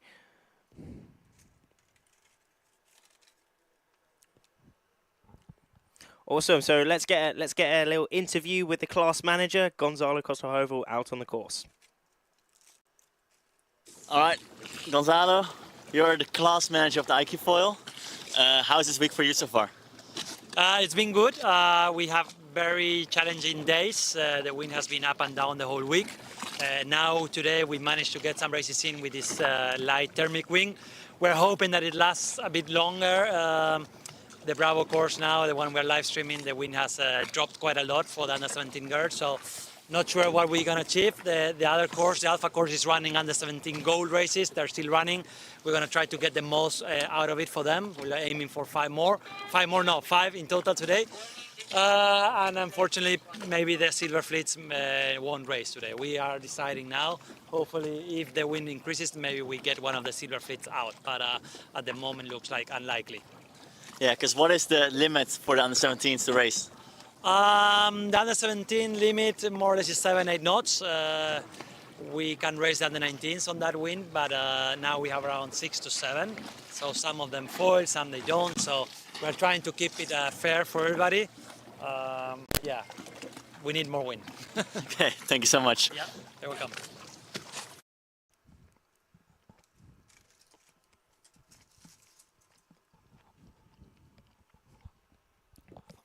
Cool to get some words from class manager. He's the big boy here. He's the big boss of the IQ class, and he's been really doing an absolutely amazing job and promoting the class, getting the best racing as possible, the best competitions, the best pathway, and it's such an amazing class that he's keeping going. But it's interesting because he said it is light winds out there. We maybe need a little bit of more wind, but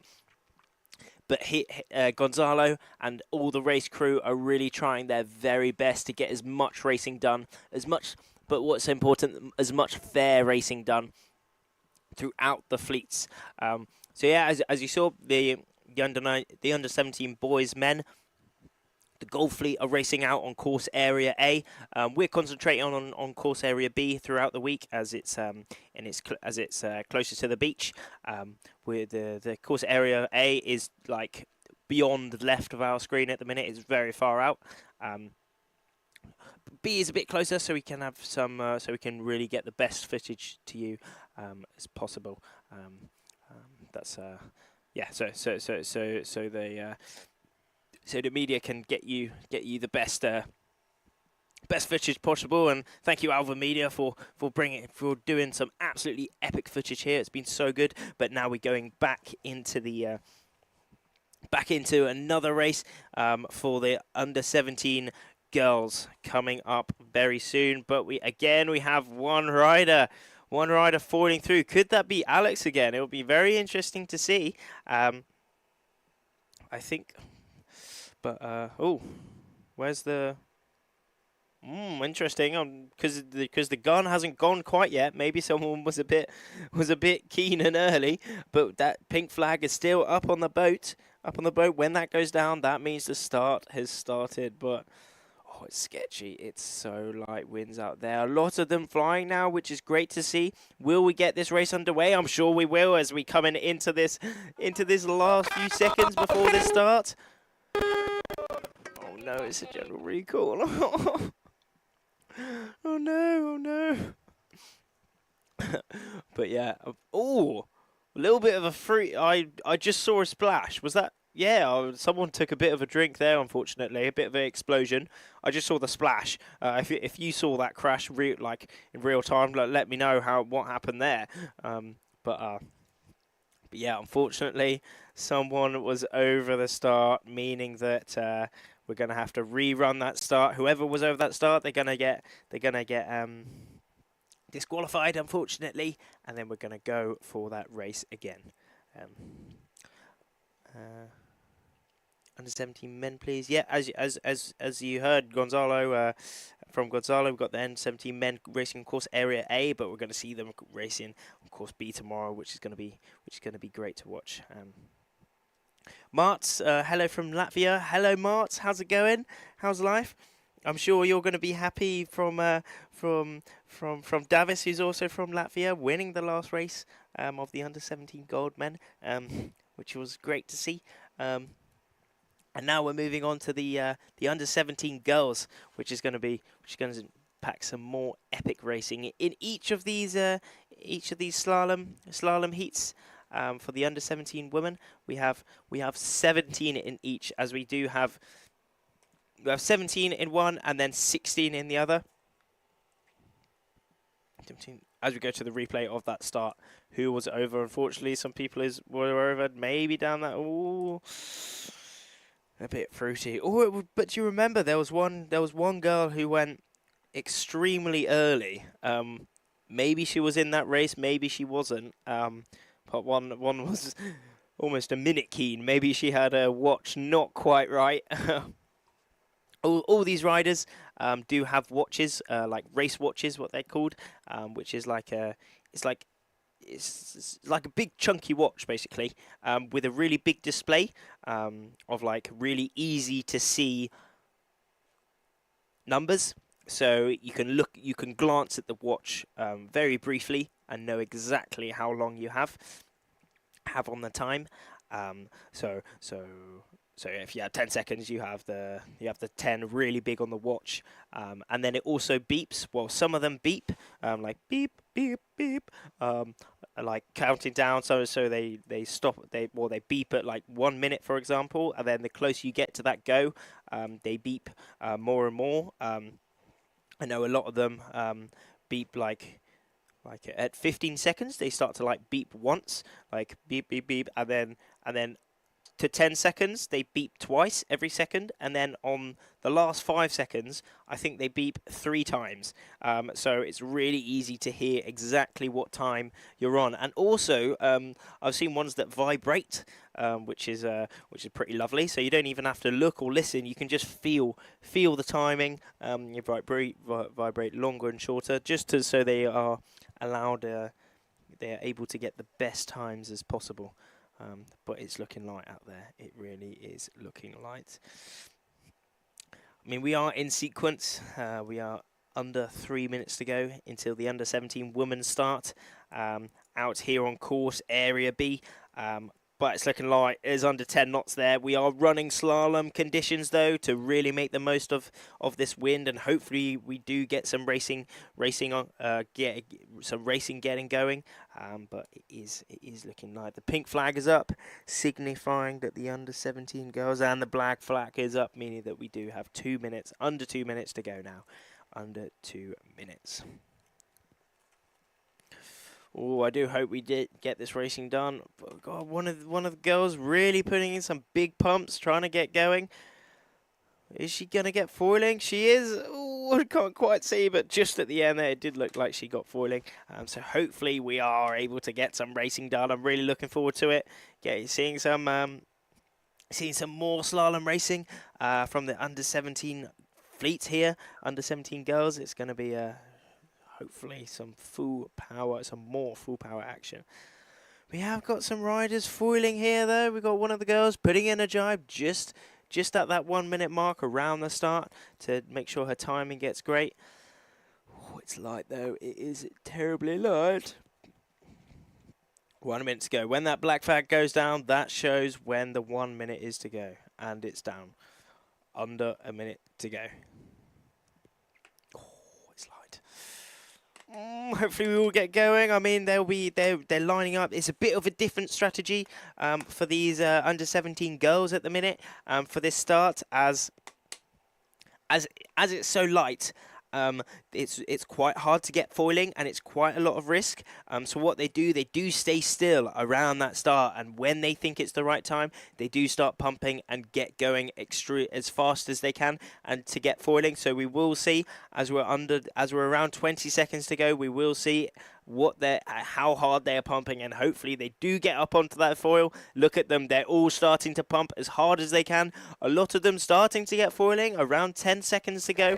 Hopefully we don't have another general recall. Let's go to the boat audio. 5, 4, 3, 2, 1.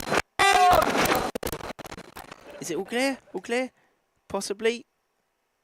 Not 100% sure, but hopefully it's really clear down that bottom end. We have a great start from I can't quite make up the number. Poland having a great start down that bottom end, and maybe a really very good start down that top end as well. But we do have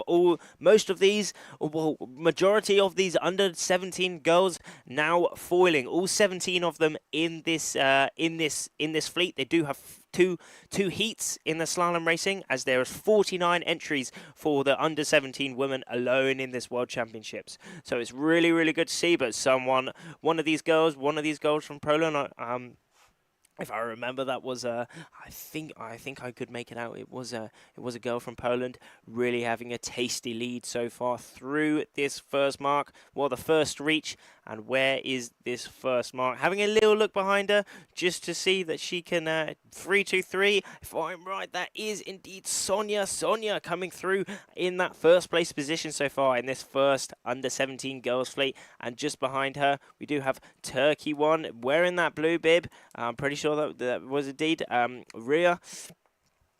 And that is Sonia putting in some really big pumps downwind, trying to extend her lead or defend her lead as well.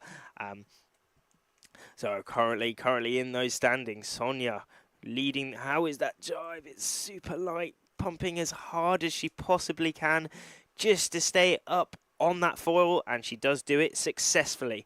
But remember, Turkey won, that is Ruya. She did jibe a lot earlier onto that left side, so maybe she thought there was a bit more wind on that side, which will be interesting to see if she does come out on top. We have some of those riders stopping though, not quite staying foiling, but out in the lead we have Ruya from Turkey, and then also Sonia from Poland in that first and second position on our screen at the minute. Wow, it's light.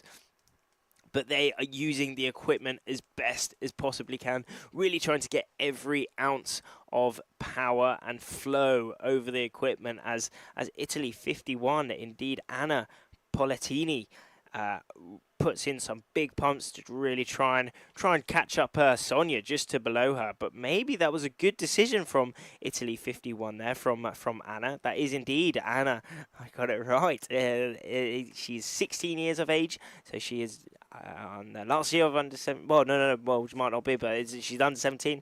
3 middle races done, so she's had a lot. Oh, not quite foiling out of that. Oh, both dropping off the foil, unfortunately. It really shows Sonia putting out some pumps, really trying to get back up onto that foil, but it looks as if they've all dropped off the foil, unfortunately. We will have to see what the race committee decide to do, whether they cancel it, whether they bin it off, or maybe another gust will come through. They can all get foiling again, or they're all putting in their pumps. Will they be able to get foiling again? And possibly so. Oh, it's hard. Maybe that's Sonia down that bottom end. pumping extremely hard to get foiling, but in the middle there, with that drone, you can see a little black spot following the girls. We have those 2 drones out there now. Oh no, one's a seagull. But we definitely got one drone out there in the middle. But they're all starting to get foiling again. Hopefully we can see at this bottom mark. Oh, I can see a boat. I can see a boat on the course. I mean, a boat on the course is never a good sign. But we're going to see what the plan is, what the race committee decide to do, whether they're going to keep running this race. I mean, people are still falling. We have Italy 57, it looks like, in the lead so far. That is Media, who is doing extremely well at the minute. Oh, Media, she's just stopped, unfortunately, in that yellow bib. She did come into that. Maybe that's a sign of relief for her, because, you know, she's leading the competition at the minute. So, to be honest, well, she'd want to race, because racing is super fun, like, it's sick, but also she probably doesn't want to race because she's leading. I mean, when you're leading, you just have everything to lose and nothing to gain, you know what I mean? So a bit of a tricky position for Media at the minute. I mean, she was doing extremely well in that race, but she's dropped off the foil like all the other under-17 girls in that Heat 1, all the other 17 girls in that Heat 1. So unfortunately, I think it has indeed been abandoned, that race, as all the riders are going onto their coach boats. But just jumping. That was a pretty nice coloured boat though. Nice tint of yellow. Yellow boat, same as yellow car. You can punch someone if it's a yellow boat almost. What do you think? What do you think? Yeah, I'm still looking at the comments. So I can drop a little comment in there, see what's happening, see what's going on. Hopefully, everyone's doing well. Yeah, indeed, we do have that race abandoned. So hopefully we get going. We get going again very soon. How many knots? The knots are. What do you think? What do you think out on the course? I don't have a live update on me, but how many knots? It's for sure under 10 knots here. I mean, looking out onto the water, no one is flying at the minute. We're looking at 5, 6, 7 knots, something like that. Probably on the lower end of that 5 knots. I mean, it is still quite gusty, so maybe we do have some gusts of 6 to 7 knots. But anyhow, it's extremely light. Yeah, drop it in the comments. How windy you think it is out on the course? Because it's pretty light. It's pretty light. Well, I mean, still some of them are managing to stay foiling. You know, like did see Alex from the Czech girl at the start. Yeah, 5 knots. There we are. Live conditions, 5 knots. It's light. It's extremely light. But I mean, the good side, if there's a silver lining, it's 25 degrees. It's lovely. It's beautiful temperature and it's beautiful sun. But I think more importantly, we would like a bit of wind to get these under-17 girls racing. But we're just gonna have to see how the wind plays ball at the minute. I mean, we still have that abandonment flag up on the boat. If you can see that, it is a white and dark blue checkered flag. That means the current race that is being done is abandoned, and that is still up on the course. So it's being abandoned, and we're going to see how the racing plays out, how the wind plays out, and what the race committee decide to do. Yeah, go seriously again. Yeah. We will be able to see. We'll definitely be able to see all the fleets tomorrow. Under 17 men, under 17 women, under 19. Start again. Tomorrow we will be seeing all the fleets. Tomorrow we will be seeing all the fleets. We will be seeing the under 17 girls, under 17 boys, under 19 boys, and under 19 girls as well. So yeah, we do make sure you tune in tomorrow as well as stay on the live stream right now, as you never know, wind could pick up a little bit and then we could get back racing instantly. So do not go anywhere. I feel like the under 70 boys won't get sent out. It is very light. I think I did see a message on the competition chat that let me just see. Oh, bravo, Alpha. Oh, maybe Alpha. Oh, okay.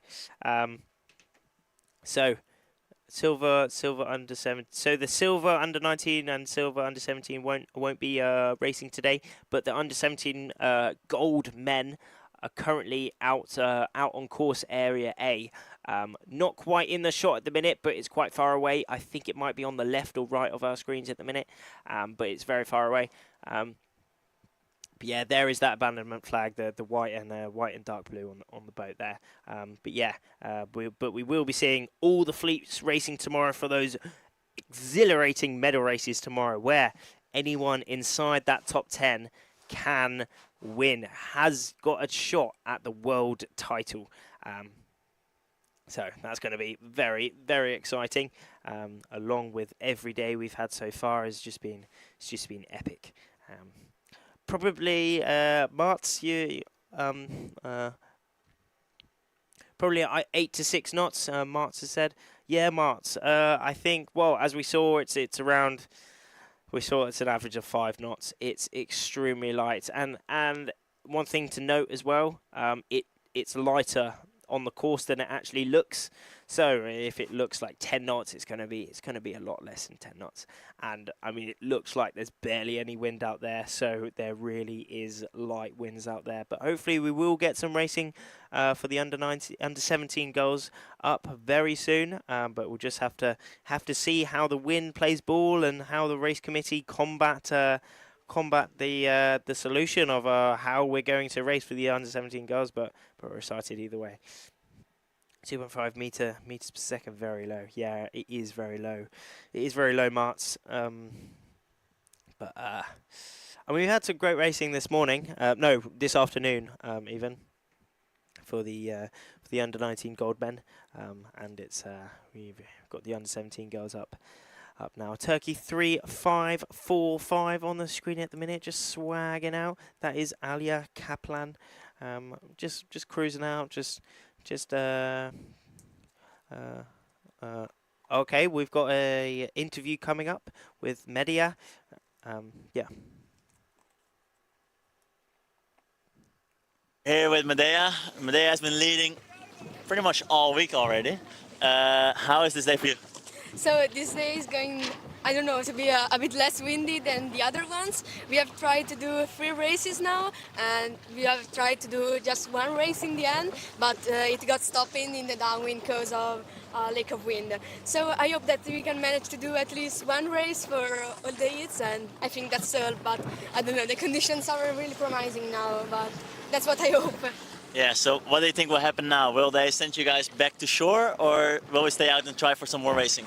I think that we are going to stay out to try to do some more races, maybe a bit, and if it doesn't give results, maybe we are going back to shore.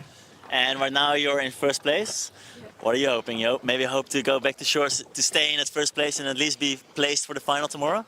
I think that will be a good option for me, just to maintain my first place like this and go back to the shore. But I actually would like to do just a few last races so that we can get the last discard and just to make a longer race, because I think that's more fair. Awesome, thank you so much. You're welcome, thank you. Good luck. Thank you. Oh, that's sick to hear from Medea. Sick interview, and let's comment on her helmet. How sick was Medea's helmet? That was absolutely epic. I saw some dolphins on there. We should have a little helmet competition, because that was awesome. But yeah, Medea currently leading overall under 17 girls. And she did say it would be a good option for her to for there to be no racing, but she wants everything to be fair for all the girls. And hopefully she will. Well, she'll be wanting a few more races, just to have a bit more fun. You know what I mean? Which is cool to see. But there we are. The AP flag is up on the boat now. We see that triangular red and white flag up on the boat, that means postponement. That is what happens when racing is like halted for a bit. But they're trying to well, for example, there's like one problem that they're trying to sort out to make the racing as fair as possible. And in this instance, the wind just isn't quite enough for them to race. So they've chucked up that postponement flag, the AP flag up, and waiting for a little bit more wind. And then they will put down that postponement flag and then hopefully get racing very, very soon.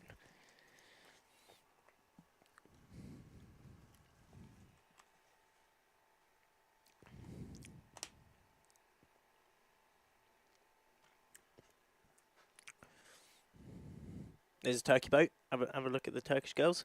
How many Turkish? We've got Ria Alia. 1, 2. We've got a lot of Turkish in this competition. Actually, they're doing extremely well in this competition at the minute. Norway 25 are also on the screen now. Just cruising around, having a good time. That's Helen.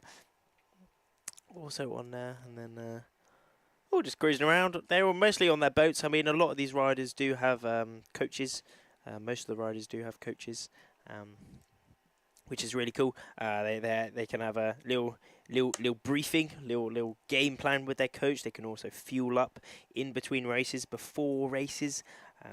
Fuel up with some water, with some food, and if they want to get all fancy, get like electrolytes and like all that athlete stuff. All the at the height of their sport. Yeah, it's got to be done. Like some gels, some people have the gels, which are like I think electrolytes, energy and electrolytes. Keeps them going. I was talking to one of my mates who had one of those electrolyte gels, and they suddenly went crazy over it. Which they're potent stuff. They are potent stuff. Okay, we're gonna have some. We're gonna have another interview with a reporter in the field. Hopefully, it's Luke. All right, yeah. So we're here on the course. Current wind right now is 4 or 5 knots, which is definitely too light for the under 17 to be able to race. We're here around Team Norway. Seem to enjoy the wait, and not sure what to expect from the rest of this day. It looks like the sun is going down, meaning also the wind will die. Today we have thermic wind, so this is based on the sun, on the warmth of the shore, of the water, and yeah, let's see what's gonna happen, what the race committee is gonna decide. Let's ask them. Let's ask Team Norway a quick question. See how they're feeling about the winds. Guys, what is your idea? What do you think is going to happen? Are we going to do more racing? The sun is starting to go down. Not much time, but we'll see. Maybe it will come some wind, just like the breeze. Awesome. Okay, you hope to race? I'm not that good in light wind, but if the wind picks up a little bit, maybe. Awesome. Okay, thank you so much. We keep going. Okay.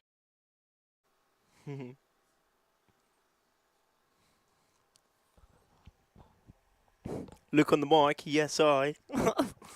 Sick little interview from what's little bit from the course. Luke didn't sound too hopeful, unfortunately. Got his hand in the mic out to the Polish people down there.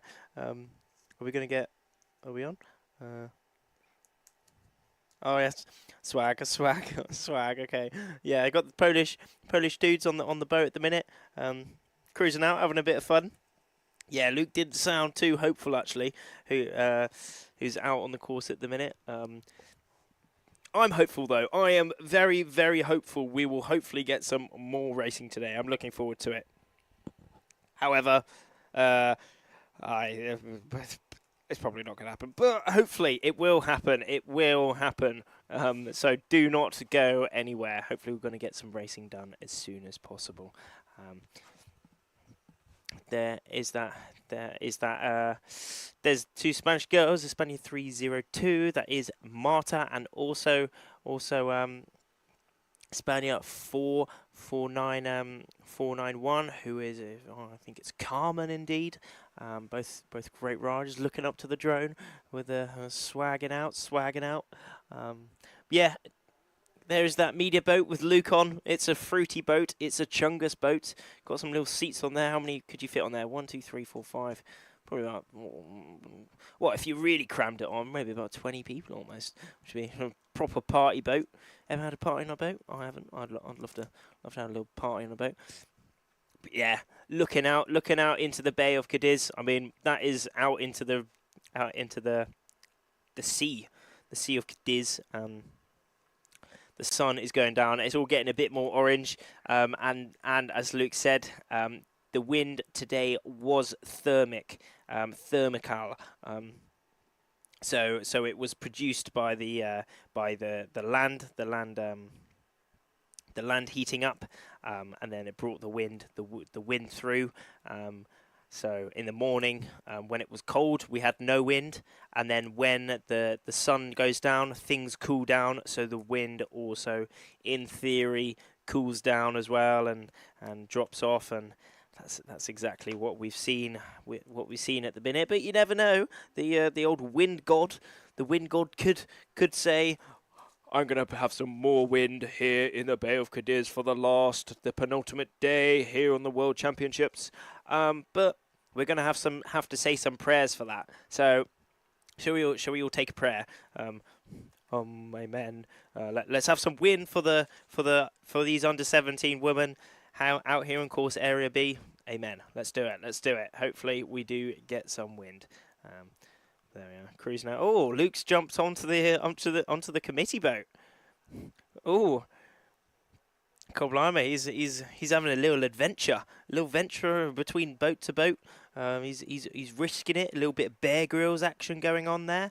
But there we are. It looks like possibly they're both looking at. I think he's with Ava on the boat in the blue, in the turquoise. With the shade, what do you call it? Is that a shader? A cap, half a cap. Yeah, okay. We're going to go to an interview to Luke and Ava on the committee boat. So yeah, we're here with Eva, our race management leader. Tell me about what you are. I'm just running the races for the class. Yeah. Easy. Okay, and what do you think is going to happen on the course? Unfortunately, wind died. Under 17 needs more wind, and we give 4 trials. We are waiting that maybe some wind arrive, but this is very optimistic. So what do you think is going to happen? We'll go back to shore? Yeah, probably it's already 10 to 7. We need the wind for 3 heats because girls are divided in 3 heats. To finish one race, we need 3 heats, and this is unlike that we manage. So we wait for any luck, but probably we will decide to AP over Alpha. All right, you hear it. Probably going for AP over A, but nothing's decided yet. If a gust comes in, we will still go for racing. Thanks so much, Eva. Welcome. Ava as well, not too hopeful, unfortunately. But one thing I didn't realise, but it's 10 to 7 as well. She said that it's quite late. It's quite late in the day. We're seeing the sun going down there. It's getting nice and orange, nice Spanish sunset. But it has been a great day so far. But remember, if a gust comes through, we will be getting to racing immediately. But let's have a quick look at the highlights of what we've had today.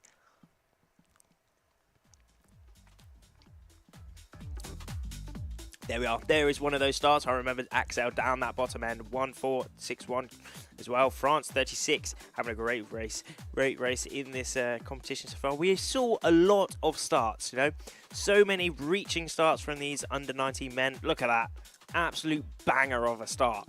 But we did also see some general recalls, which really showed how how tricky today's racing was down that. Whoa, cool, blimey, that was close. Francesco as well, one of the standouts of today, having some really good races, taking a win there.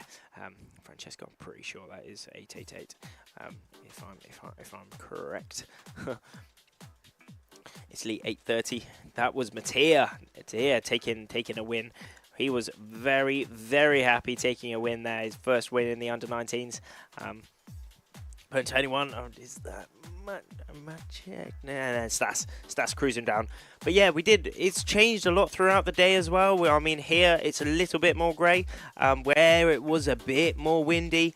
In the middle of the day, cruising, hand up, absolutely loving it. There we are. Even in these light conditions, oh, swagging it out. Little hand drag going on. Freddie also winning a race there. What a lad, what a top lad. But yeah, we have had some great starts and some great racing here on day 5, the penultimate day. For the majority of races, for the majority of races here, this is their last day, as only the top 10 go through to tomorrow in their fleets, as it is the medal races tomorrow. So these guys, they've had a really good last day. But remember, the top 10, there is Igor putting up the salute. What a lad. Again, Poland 30. I'm pretty sure he will be in those medal races tomorrow. Freddie as well, having some really good races. Really being happy about taking yet another win. And he will be going through to those medal races tomorrow. And we do have a different. Oh, there's one of those starts which all of them pulled out. A lot of their pull-out game was very good. But there's Davis also winning a race, swagging out with his board shorts, with his shades, with his helmet, with the hand up. He's got it on lock. He's got it on lock. Whee, good lad, swagging out. Just behind him, that is Titwan. Also picking up a very good last. He's dead. I mean, you saw that. He is dead, and everyone else is dead as well. Well, like metaphorically dead, as they're all extremely tired from this day today. It's been fully packed, you know. And there we are. Let's look at that. Let's look at that committee boat. Can you see some new flags up on that boat? There we are. What does anyone know what those flags mean? Those flags mean AP over. Well, it's AP, the red and white, over A, which is that dark blue and white, meaning that racing has been called off for today. Day 5 here at the 2023 iQFOiL Youth and Junior World Championships is complete, and what a day it's been. We've had a full set of slalom races from those under 19 men. We've had also some under 17 boys racing out there on course area A. But there we are. What an end to the day as well. Look at that blue sky. The sun is shining, and it has just been absolutely lovely. Thank you so much for joining us on another day, the 5th day here in Cadiz for the iQFOiL Youth and Junior World Championships. It's been awesome. I've had such a pleasure of commentating over these races. It's been so much fun. I'm Rafty Reed, and thank you so much for joining us. And we're really looking forward. Oh, how's it going? I'll see you around. It is a sandwich. But yeah, thank you so much for joining us, and I am really looking forward to tomorrow, and I really hope you are as well, where we're going to see all the fleets, the under 17 men, under 17 women, under 19 men, and under 19 women. They're going to be battling it out for those podium positions, and where we will determine our world champion. Thank you so much for joining us, and I'll see you all tomorrow. Thank you.